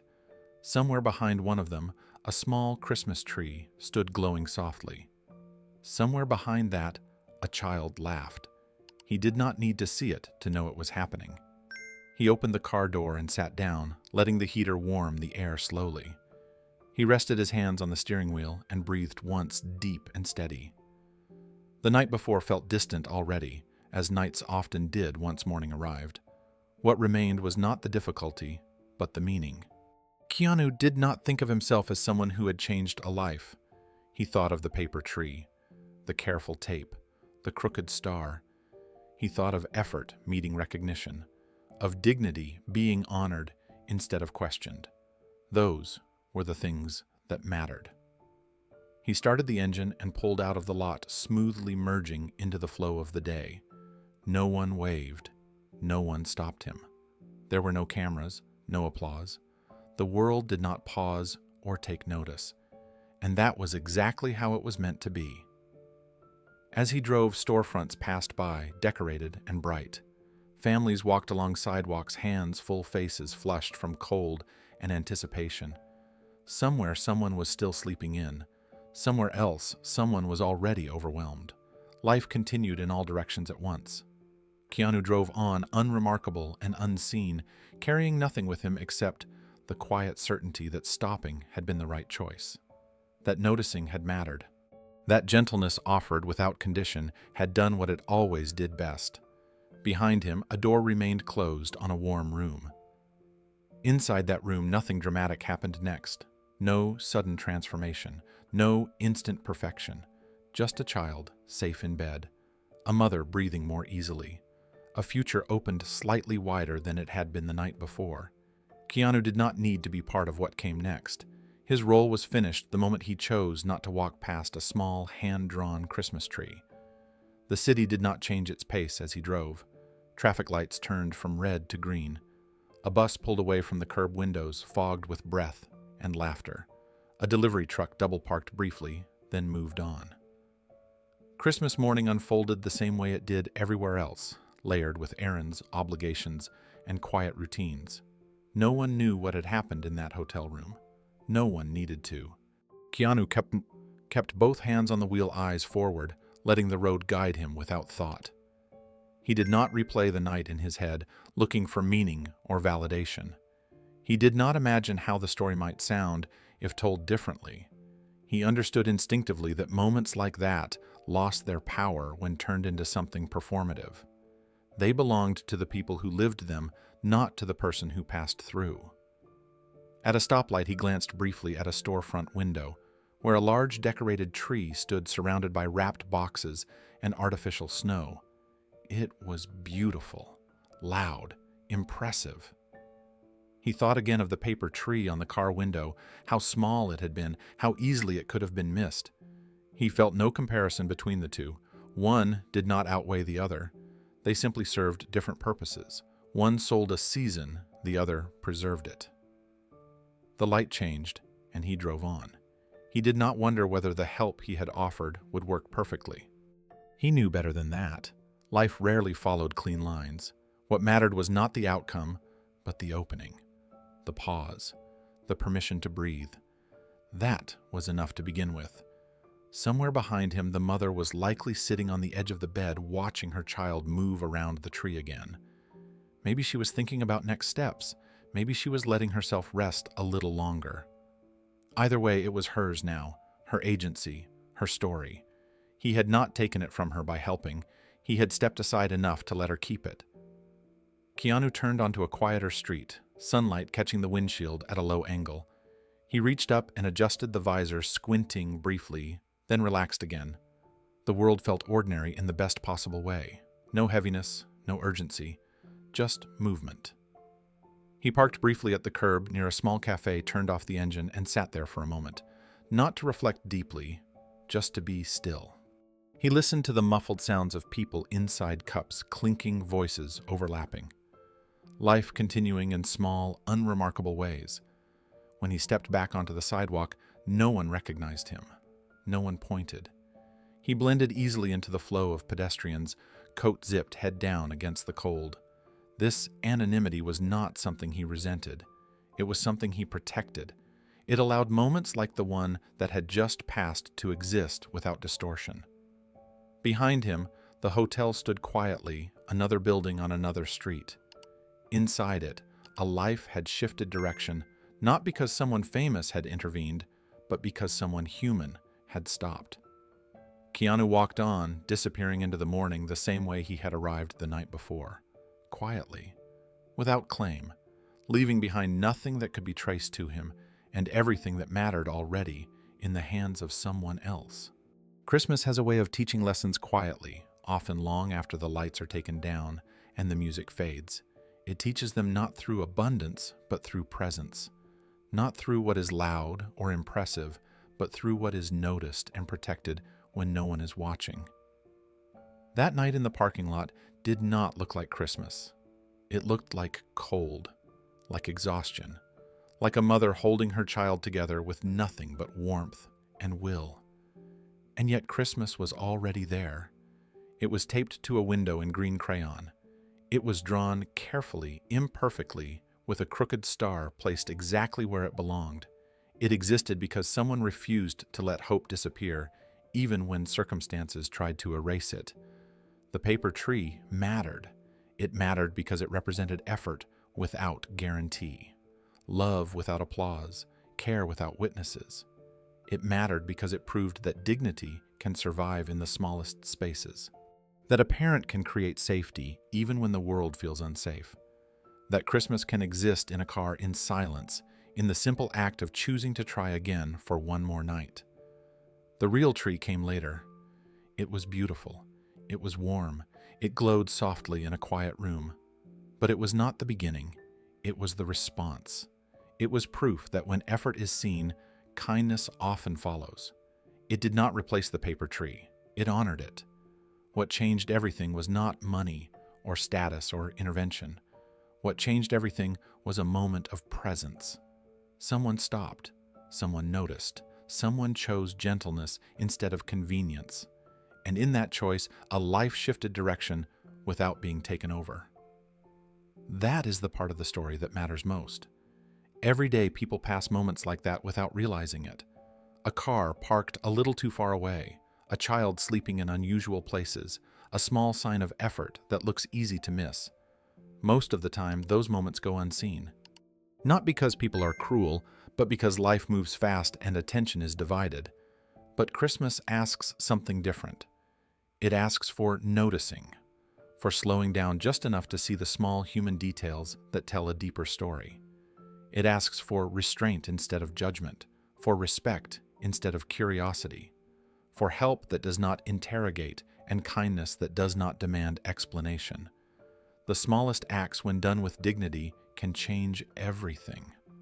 A question asked gently, a pause instead of a pass, a choice not to walk away. Somewhere today, there is a person holding their life together, quietly hoping no one notices how fragile it feels. Somewhere there is a child dreaming of warmth without knowing how close it might be. They are not asking for miracles. They are asking to be seen. Christmas is not measured by the size of the tree. It is measured by the care behind it. And sometimes the most powerful thing you can do this season is simply stop, notice, and choose not to walk past the smallest Christmas tree in the world. When the season ends, the decorations come down quickly. Trees are carried out, lights are unplugged, life returns to its normal pace, and the moments that mattered most risk being forgotten. But the truth is, Christmas does not disappear when the calendar changes. It stays wherever compassion was practiced, quietly, without needing to be remembered.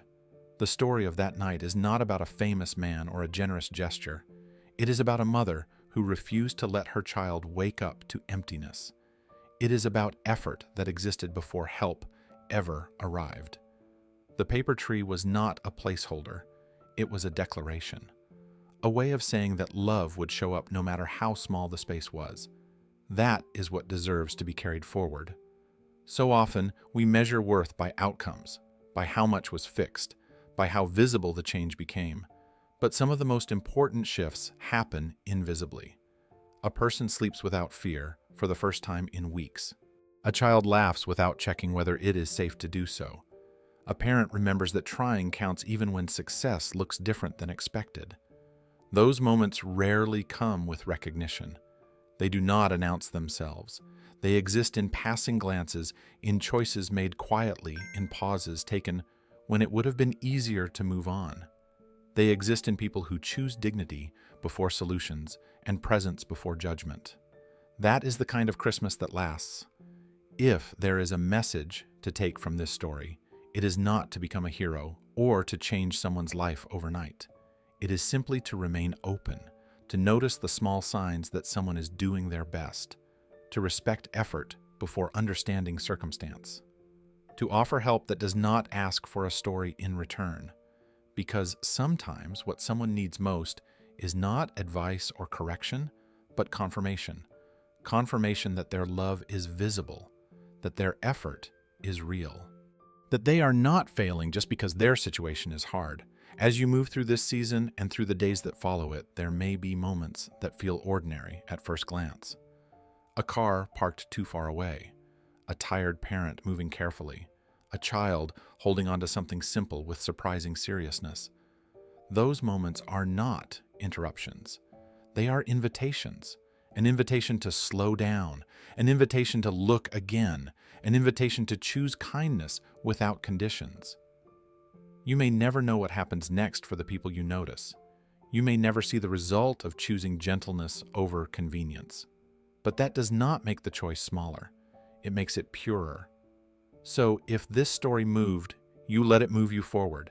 Carry it into your own life in the simplest way possible, by noticing, by respecting effort, by remembering that presence is often the greatest gift you can give. And before we part, take a moment to reflect. Have you ever seen someone trying quietly the way that Mother was and wished you had stopped? Or maybe you were the one hoping someone would notice. Share your thoughts in the comments. And if there is another story of kindness, resilience, or quiet courage you would like to see next, let us know. Because somewhere out there right now, the smallest Christmas tree is still waiting to be seen.